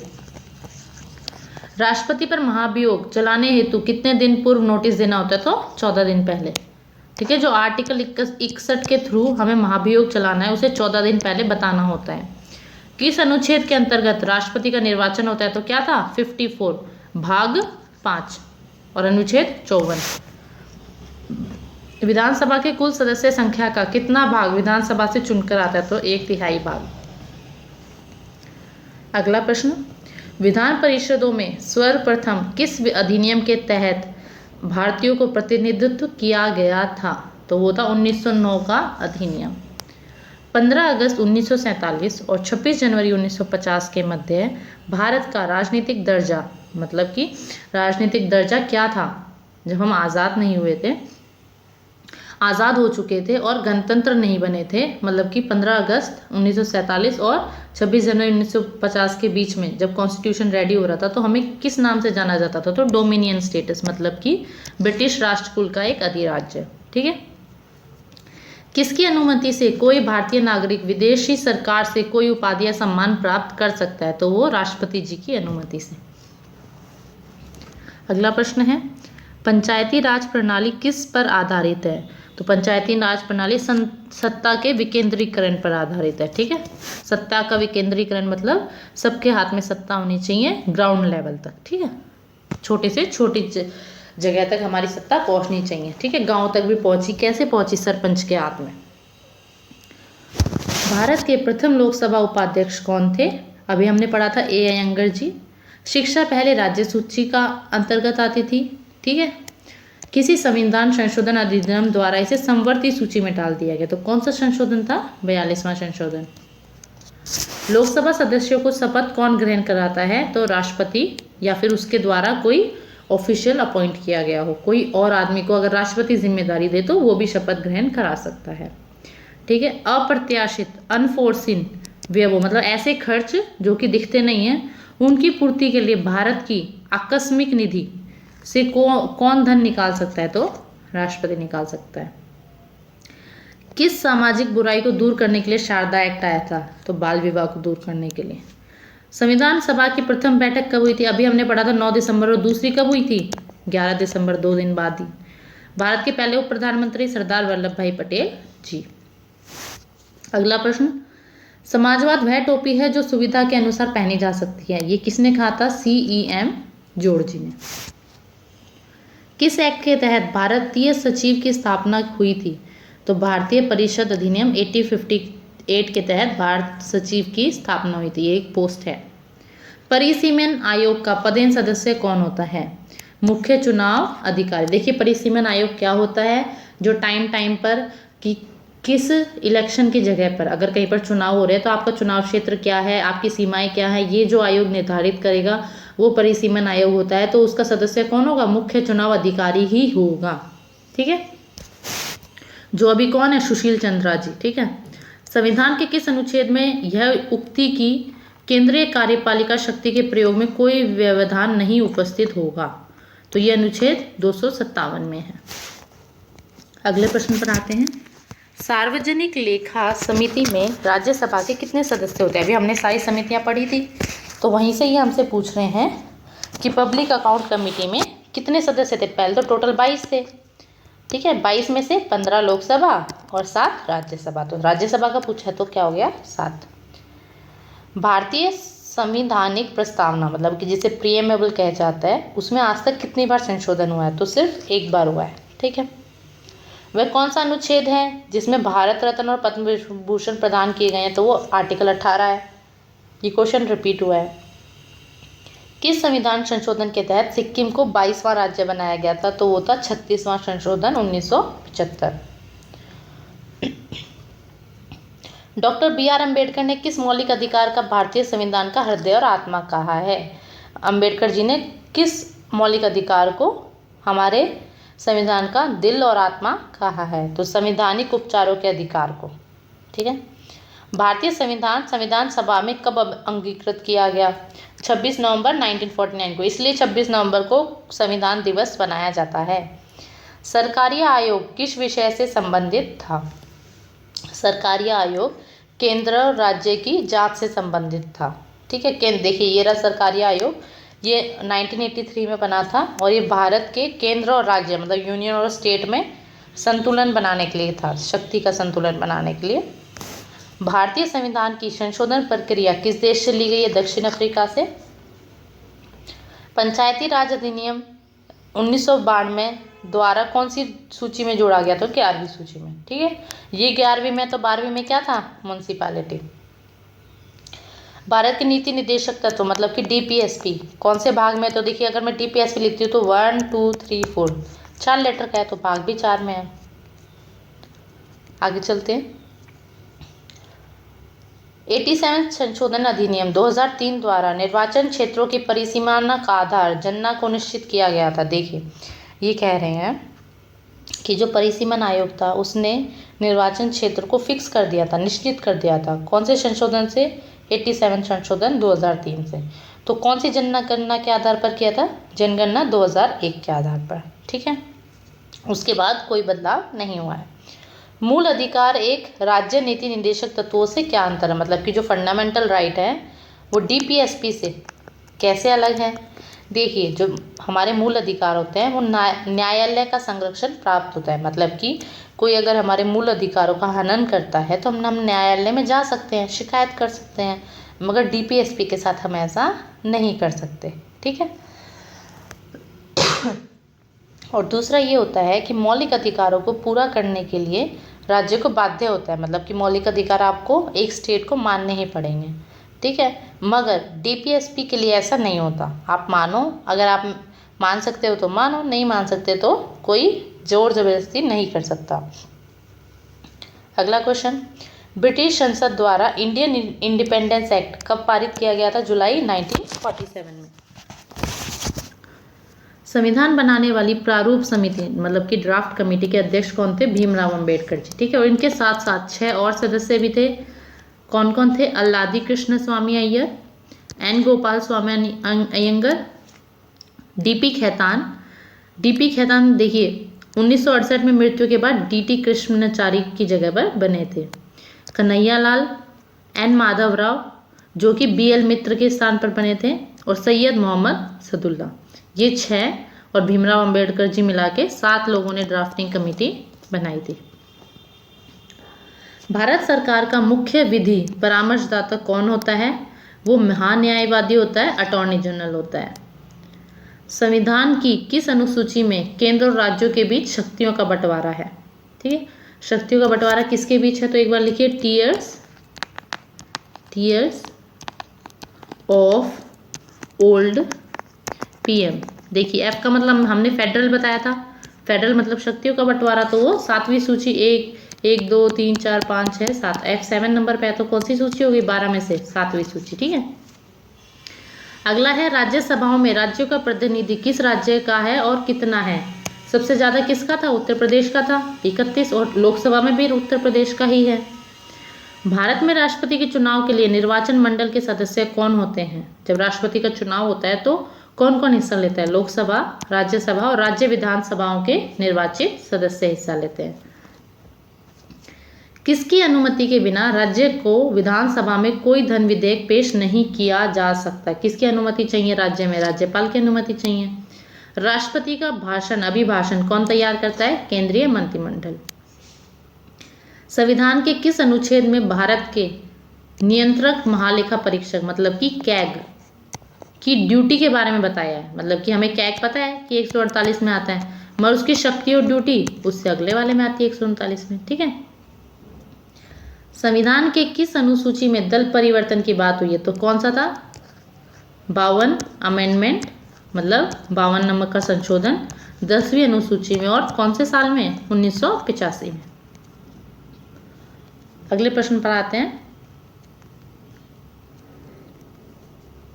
अगला प्रश्न है, पांडिचेरी के प्रशासक अंडमान निकोबार द्वीप समूह के प्रशासक को क्या कहते हैं? मतलब एक यूटी के प्रशासक को क्या कहा जाता है? उपराज्यपाल। राज्यसभा तथा लोकसभा के संयुक्त अधिवेशन की अध्यक्षता, अगर राज्यसभा और लोकसभा दोनों मिलकर मीटिंग कर रहे हैं तो उसका हेड कौन होगा? लोकसभा का अध्यक्ष या राज्यसभा का? तो लोकसभा का। राष्ट्रपति कितने समयांतराल के पश्चात वित्त आयोग का गठन करता है? तो हर 5 साल में फाइनेंस कमीशन का गठन किया जाता है। फाइनेंस कमीशन कौन से आर्टिकल में आती है? आर्टिकल 280 में। संविधान सभा के प्रारूपण समिति के अध्यक्ष डॉक्टर BR अम्बेडकर थे। इस समिति के सदस्यों की संख्या कितनी थी? टोटल 7 थी। 6 + 1, ये एक कौन है? BR अम्बेडकर जी। धन विधेयक संबंध में राज्यसभा को किस प्रकार का अधिकार है? केवल सिफारिश करने का। ठीक है। लोकसभा के निर्वाचन क्षेत्रों का परिसीमन कौन करता है? परिसीमन आयोग, अभी हमने पढ़ा था। भारत में उच्च न्यायालयों की संख्या कितनी है? 25। और यहाँ से मैंने आपके लिए क्वेश्चन लिखा है कि बताइए लक्षद्वीप का हाईकोर्ट कहाँ पर है? तो आप कमेंट सेक्शन में बताइएगा कि लक्षद्वीप का हाईकोर्ट कहाँ पर है। और टोटल हाईकोर्ट कितने हैं? 25।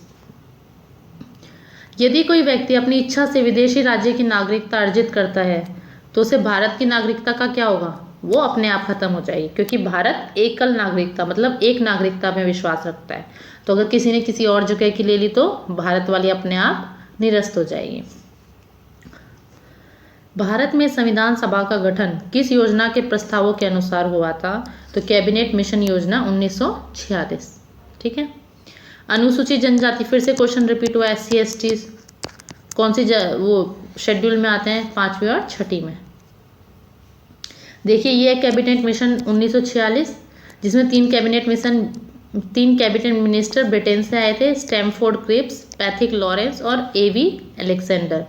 क्यों आए थे? क्योंकि 1942 में जो क्रिप्स मिशन था वो मुस्लिम लीग ने स्वीकार नहीं किया था, और उसी प्रॉब्लम को सॉल्व करने के लिए, पावर को ट्रांसफ़र करने के लिए इंडियन को, ये कैबिनेट मिशन लाया गया था। भारत के शासन अध्यक्ष का संबोधन किसके लिए किया जाता है? प्रधानमंत्री के लिए। ठीक है। शासन अध्यक्ष। संविधान के किस भाग को मैग्ना कार्टा कहा जाता है? मैग्ना कार्टा का मतलब होता है आज़ादी का महान चार्टर, जो कि इंग्लैंड के कानून को कहा जाता है आज़ादी का महान चार्टर।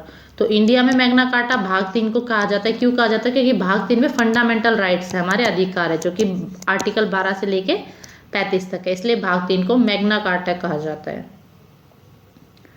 अगला प्रश्न है, संसद का अधिवेशन प्रारंभ होने के कितने दिन पश्चात अध्यादेश अप्रभावी हो जाता है?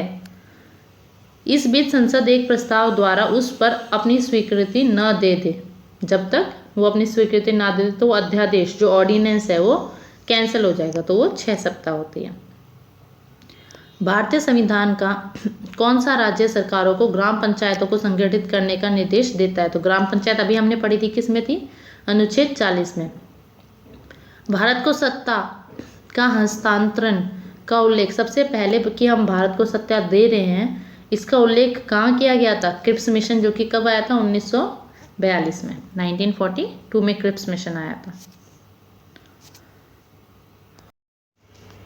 अगले प्रश्न पर आते हैं, किस अधिनियम के द्वारा भारत में वर्ग, जाति, धर्म आदि के आधार पर पृथक निर्वाचन क्षेत्र बनाने का प्रावधान किया गया था?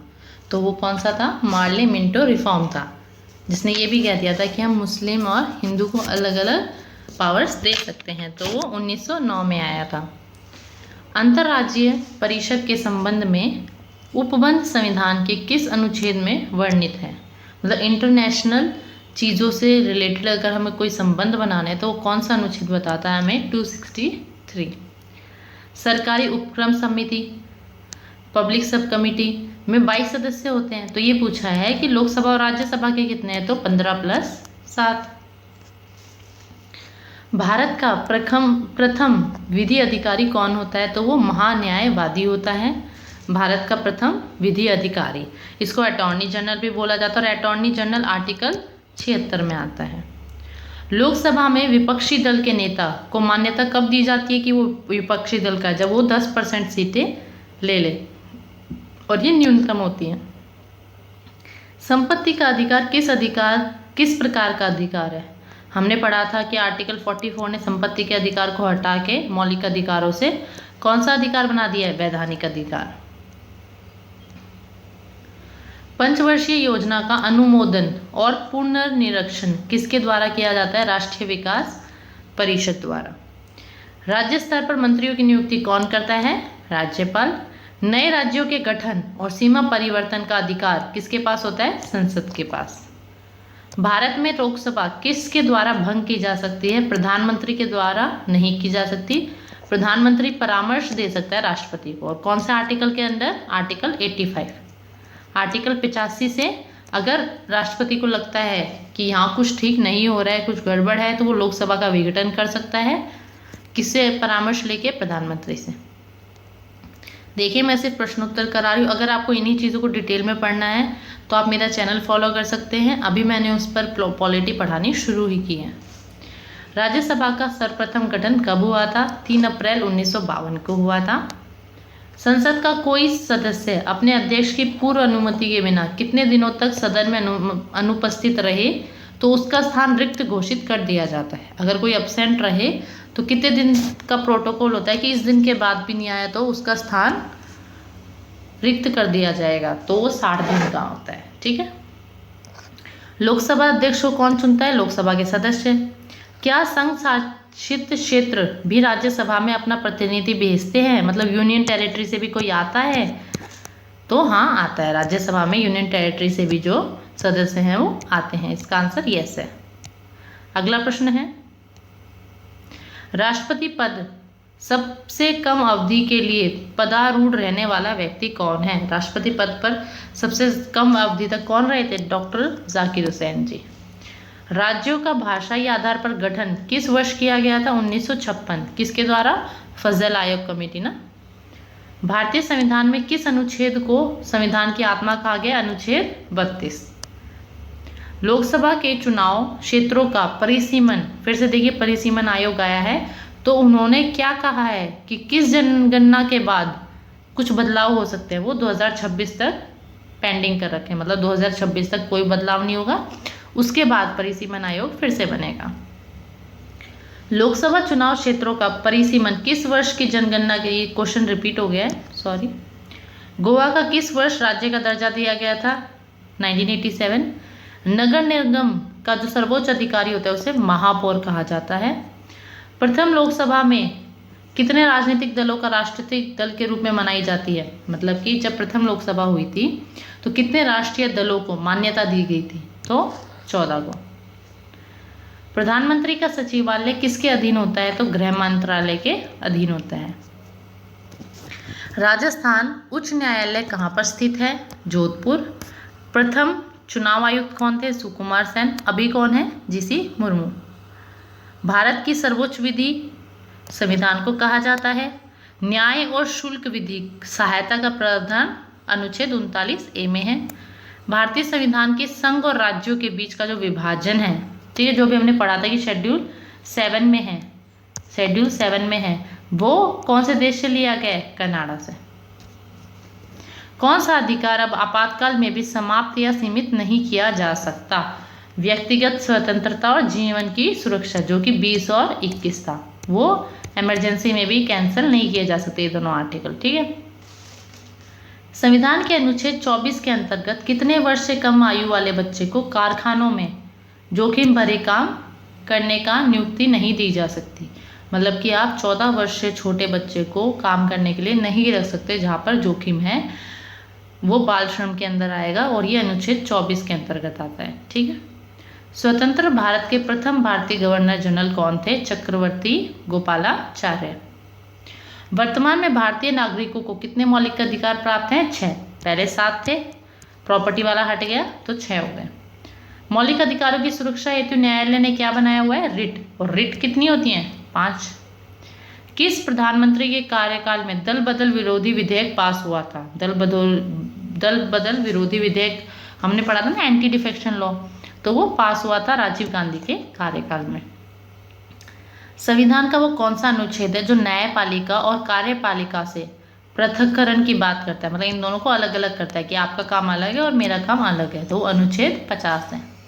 उच्चतम न्यायालय की पहली मुख्य न्यायाधीश थी फातिमा बीबी।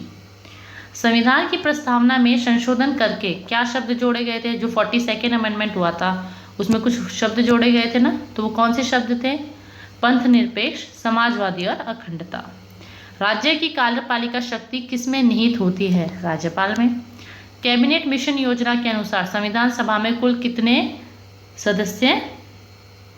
ये क्वेश्चन यहाँ गलत टाइप हो गया था, मैं इसको काट देती हूँ, अधूरा क्वेश्चन है ये, ठीक है। जब भारत स्वतंत्र हुआ उस समय ब्रिटेन में किस दल की सरकार थी? Labour party. भारत जब हमारा भारत स्वतंत्र हुआ तो उस टाइम में ब्रिटेन में कौन सी सरकार थी? लेबर पार्टी की। संविधान की प्रस्तावना जिसे प्रीमेबल कहा जाता है, उसमें भारत को क्या क्या नाम दिए गए हैं? तो भारत और इंडिया दोनों नाम दिए गए हैं।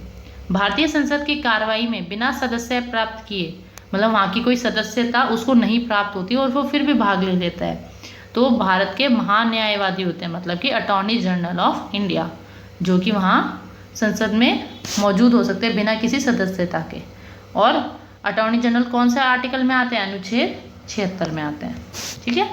ये देखिए, भारत का महान्यायवादी मतलब अटॉर्नी जनरल भारत सरकार का प्रमुख कानूनी सलाहकार होता है, राष्ट्रपति द्वारा नियुक्त किया जाता है, 3 साल कार्यकाल होता है। और अभी हमारे जो अटॉर्नी जनरल है वो के वेणुगोपाल जी हैं। संविधान सभा से मुस्लिम लीग के बहिष्कार का प्रमुख कारण क्या था? क्योंकि वो एक अपने लिए अलग संविधान सभा की मांग कर रहे थे। संविधान सभा के निर्माण में उल्लेखनीय योगदान देने वाले उद्देश्य प्रस्ताव का संबंध किससे था? तो वो पंडित जवाहरलाल नेहरू जी से था। संविधान की प्रस्तावना में वर्णित लोकतंत्र को किस रूप में स्वीकार किया गया है? सामाजिक आर्थिक लोकतंत्र के रूप में। उद्देश्य प्रस्ताव में वर्णित विचारों को संविधान सभा ने संविधान के किस भाग में रखा था? तो आज़ादी के बाद उसे प्रस्तावना बना दिया गया। किसको? उद्देश्य प्रस्ताव को, जो कि जवाहरलाल नेहरू जी लेके आए थे। देखिए ऐसी दिखती है हमारी प्रस्तावना, जिसे प्रीमेबल भी कहा जाता है। प्रीमेबल का मतलब होता है इंट्रोडक्शन, ठीक है। और पंडित जवाहरलाल नेहरू जी से 13 दिसंबर 1946 में ले गए थे 1946 में, जो कि संविधान के बाद 22 जनवरी 1947 को प्रस्तावना बन गई। भारतीय संसद का स्वर्ण जयंती समारोह कब बनाया जाता है? देखिए 13 मई 2002 को बनाया गया था, क्योंकि 13 मई 1952 को हमारा संसद की शुरुआत हुई थी प्रथम लोकसभा चुनाव के पश्चात, ठीक है। तो 13 मई 2002 को स्वर्ण जयंती समारोह किसका? लोकसभा का बनाया गया था। दूसरा, ये ऐसा किस में लिखा है कि संघ के लिए एक संसद होगी, 2 राष्ट्रपति हों, जो राष्ट्रपति और दोनों सदनों से मिलकर बनेगी, ठीक है, जिनका नाम क्रमशः लोकसभा राज्यसभा होगी। मतलब संसद के अंदर क्या क्या आएगा? राष्ट्रपति, लोकसभा, राज्यसभा। ऐसा किस अनुच्छेद में लिखा गया? तो अनुच्छेद 79। देखिए अनुच्छेद जो संसद वाला वो याद करना बहुत ही सरल है। स से संसद, र से राज्यसभा और ल से लोकसभा, तो सरल है। तो संसद किस में? 79 में।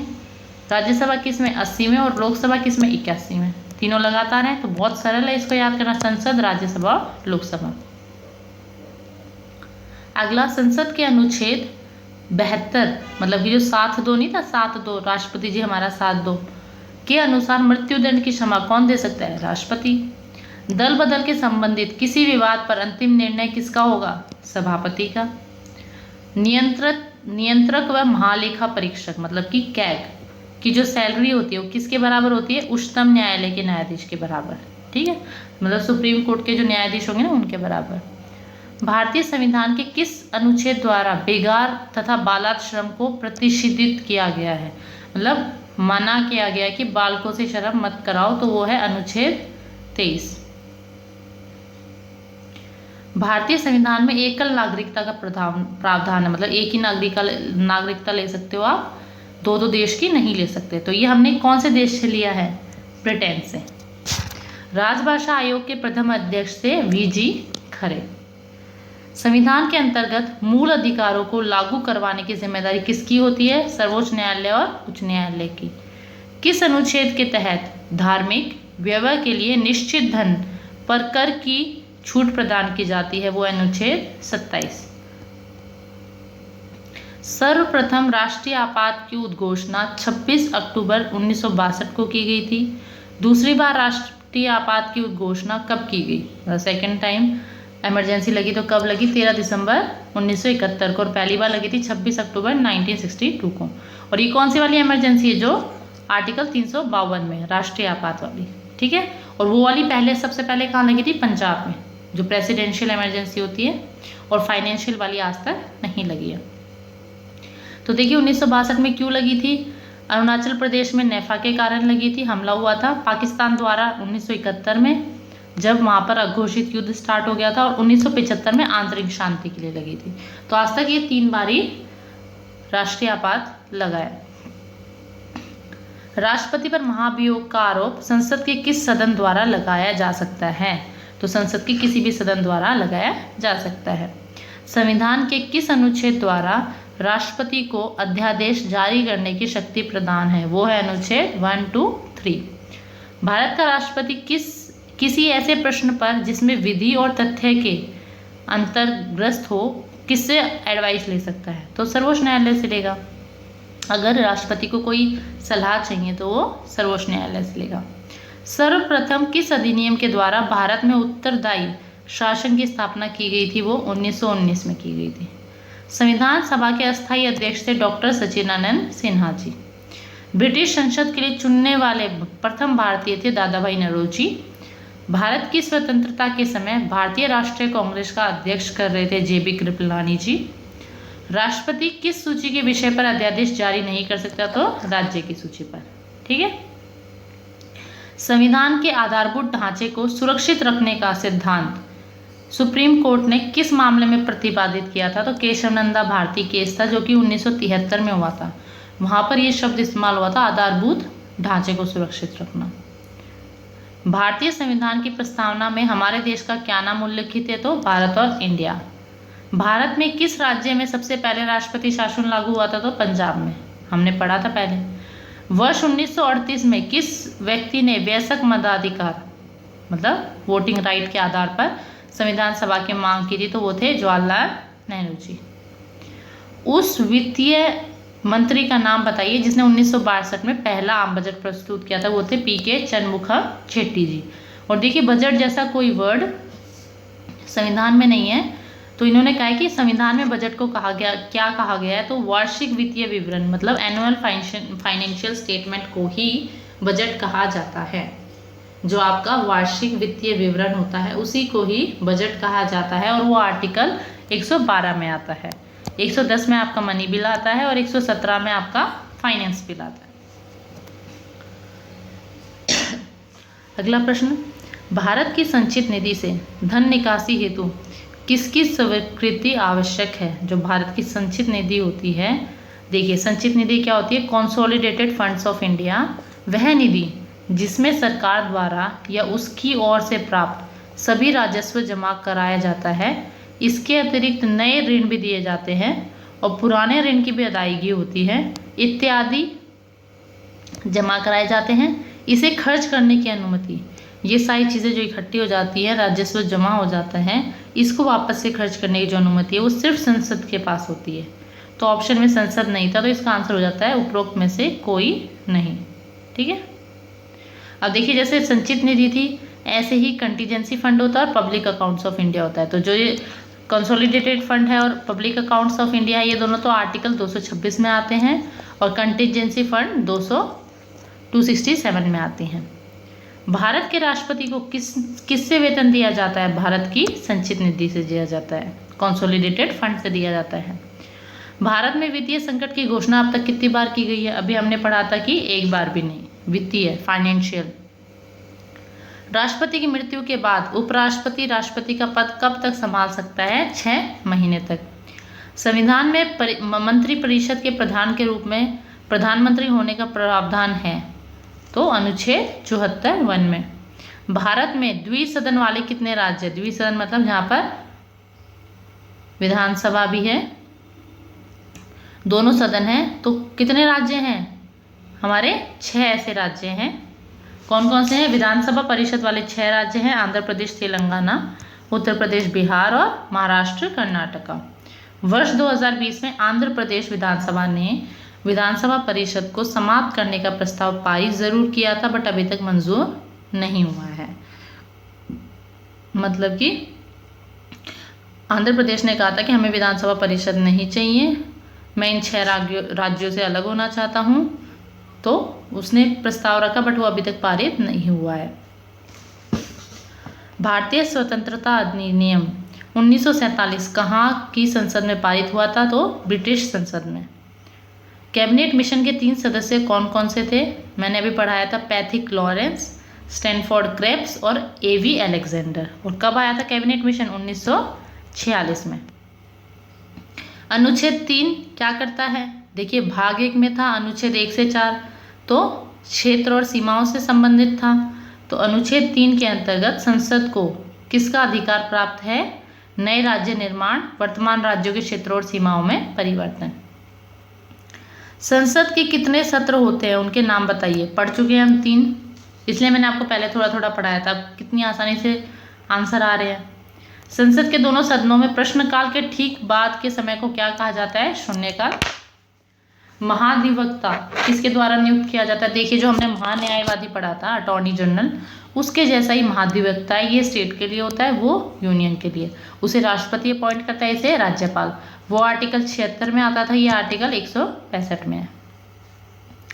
एक व्यक्ति क्या एक से अधिक राज्यों का राज्यपाल हो सकता है? हाँ, हो सकता है।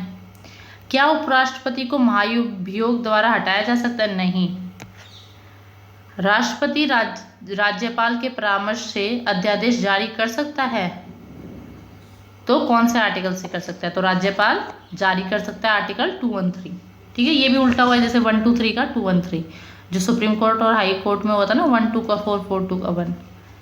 केंद्र एवं राज्यों के बीच वैधानिक शक्तियों का बंटवारा संविधान को किस अनुसूची के अंतर्गत किया गया है?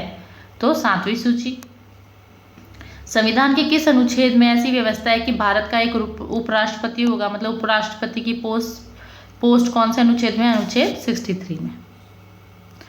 बंदी प्रत्यक्षीकरण रिट जारी करने का अधिकार केवल किस में निहित है? सर्वोच्च न्यायालय तथा उच्च न्यायालय में। भारतीय संविधान के अनुच्छेद 30 का संबंध किससे है? अल्पसंख्यक, जो माइनॉरिटी होते हैं, उनके शिक्षा संस्थानों से। भारतीय संविधान के किस अनुच्छेद के तहत पर्यावरण का ध्यान रखना चाहिए? तो अनुच्छेद 48A। ठीक है। राष्ट्रपति द्वारा आपात स्थिति की उद्घोषणा मंत्रिमंडल को लिखित सलाह लेने पर दी जाएगी। ये संशोधन जो है, ये किस में जोड़ा गया था? 44वें संशोधन में। जनहित याचिका किस न्यायालय में दायर की जा सकती है? तो उच्चतम न्यायालय या उच्च न्यायालय, दोनों में। यूनियन पब्लिक सर्विस कमीशन, जो कि आर्टिकल 315 था, उसके अध्यक्ष की नियुक्ति कौन करता है? राष्ट्रपति। उच्चतम न्यायालय के न्यायाधीशों की संख्या को बढ़ाने या घटाने की पावर संसद के पास है। जुडिशियल रिव्यू की शक्ति का प्रयोग कौन कर सकता है? सिर्फ सर्वोच्च न्यायालय कर सकता है। अगला प्रश्न है, सर्वोच्च न्यायालय के न्यायाधीश को उसके पद से कौन हटा सकता है? राष्ट्रपति हटा सकता है, महाभियोग द्वारा। भारतीय गणराज्य का संवैधानिक अध्यक्ष कौन होता है? राष्ट्रपति। पाकिस्तान से आकर भारत में नागरिकता प्राप्त करने संबंध, अगर कोई पाकिस्तान से है और उसे भारत की नागरिकता चाहिए, तो ये अनुच्छेद 6 में दे रखा है, क्योंकि 5 से 11 तक थे ना हमारे अनुच्छेद। किसी व्यक्ति को एक अपराध के लिए एक ही बार सजा मिलनी चाहिए, तो ये हमारे अनुच्छेद 20 में दे रखा है। अविश्वास प्रस्ताव किस सदन में लाया जा सकता है? कोई लोकसभा सदन में। नियंत्रक महालेखा परीक्षक, मतलब जिसे कैग कहते हैं, उसे कौन अपॉइंट करता है? राष्ट्रपति। और वो जो अपनी रिपोर्ट होती है, वो भी किसके समक्ष प्रस्तुत करती है? राष्ट्रपति के। सार्वजनिक धन का संरक्षक किसे कहा जाता है? इसी को कहा जाता है नियंत्रक एवं महालेखा परीक्षक, जिसे कैग भी कहा जाता है। कैग की फुल फॉर्म होती है controller and auditor general of India. किसी व्यक्ति को नजरबंदी वैध या अवैध निर्णय के लिए न्यायालय कौन सी रिट जारी करता है? तो ये था हैबियस कॉर्पस। न्यायालय प्रोहिबिशन रिट किस उद्देश्य से जारी करता है? प्रोहिबिशन पढ़ा था ना, उच्च न्यायालय निम्न न्यायालय को करता है, तो अधीनस्थ न्यायालय को उसके अधिकार क्षेत्र से बाहर जाने से रोकने के लिए प्रोहिबिशन रिट को जारी किया जाता है। संविधान के भाग 3 में अनुच्छेद 12 से 35 तक मौलिक अधिकारों के बारे में वर्णन है। तो इसके लिए एक कमेटी बनाई गई थी, तो उस कमेटी के अध्यक्ष कौन थे? जो कि अधिकारों का निर्धारण संविधान सभा द्वारा गठित समिति के अध्यक्ष थे, तो सरदार वल्लभ भाई पटेल जी। जब अनुच्छेद 352 के अधीन आपातकाल की घोषणा की गई तो अनुच्छेद 19 द्वारा मौलिक अधिकारों को निलंबित किया गया। कौन से दो ऐसे आर्टिकल थे जो निलंबित नहीं हुए? तो अनुच्छेद 20 और 21। संपत्ति के अधिकार को मूल अधिकार वाले भाग में से निकालकर किस में स्थान दिया गया था? तो अनुच्छेद 300 में दिया गया था। ये HSSC की ग्राम सचिव में पूछा गया था। संविधान का कौन सा अनुच्छेद समानता का अधिकार देता है? तो अनुच्छेद 14। संविधान की 8वीं सूची में कितनी भाषाएं दर्ज है? तो भाषाएं कितनी थी? 22। 44वें संशोधन से किस मौलिक अधिकार को वापस ले लिया गया था? संपत्ति के अधिकार को। भारतीय संविधान का सबसे बड़ा एकाकी स्रोत, मतलब सारे के सारे जितने भी संविधान हैं सबसे ज़्यादा कहाँ से लिए गए हैं? तो गवर्नमेंट ऑफ इंडिया एक्ट 1935 से। भारतीय संविधान में प्रतिष्ठापित समानता, स्वतंत्रता और बंधुता को विस्तार से बताता है फ्रांसीसी क्रांति से। संविधान के किस अनुच्छेद में पिछड़े जाति आयोग, मतलब कि बैकवर्ड क्लास कमीशन की बात की गई है? तो आर्टिकल 340 में। देखिए लास्ट स्लाइड है। यहाँ पर हमारा संविधान कब अपनाया गया, प्रस्तावना कब पारित हुई, ध्वज कब अपनाया गया, लागू कब हुआ और राष्ट्रगान कब अपनाया गया। आप रिवाइज कर सकते हैं। मैंने ऐसे ही लास्ट पेज पर इसे डाल दिया था। ये मेरा चैनल है यूवी मेंटरशिप। अगर आप इस पॉलिटी के कोर्स को कंप्लीट करना चाहते हैं और फ्री में पढ़ना चाहते हैं तो आप मेरा चैनल फॉलो कर सकते हैं। ये सिर्फ एक क्वेश्चंस की सीरीज़ थी जो जल्दी से कराई गई ताकि आपका एग्ज़ाम से पहले एक क्विक सा रिवीजन हो जाए। अगर आपको यही सारे टॉपिक थोड़े से डिटेल में पढ़ने हैं तो आप मेरे चैनल को सब्सक्राइब कर सकते हैं। Thanks for watching my video.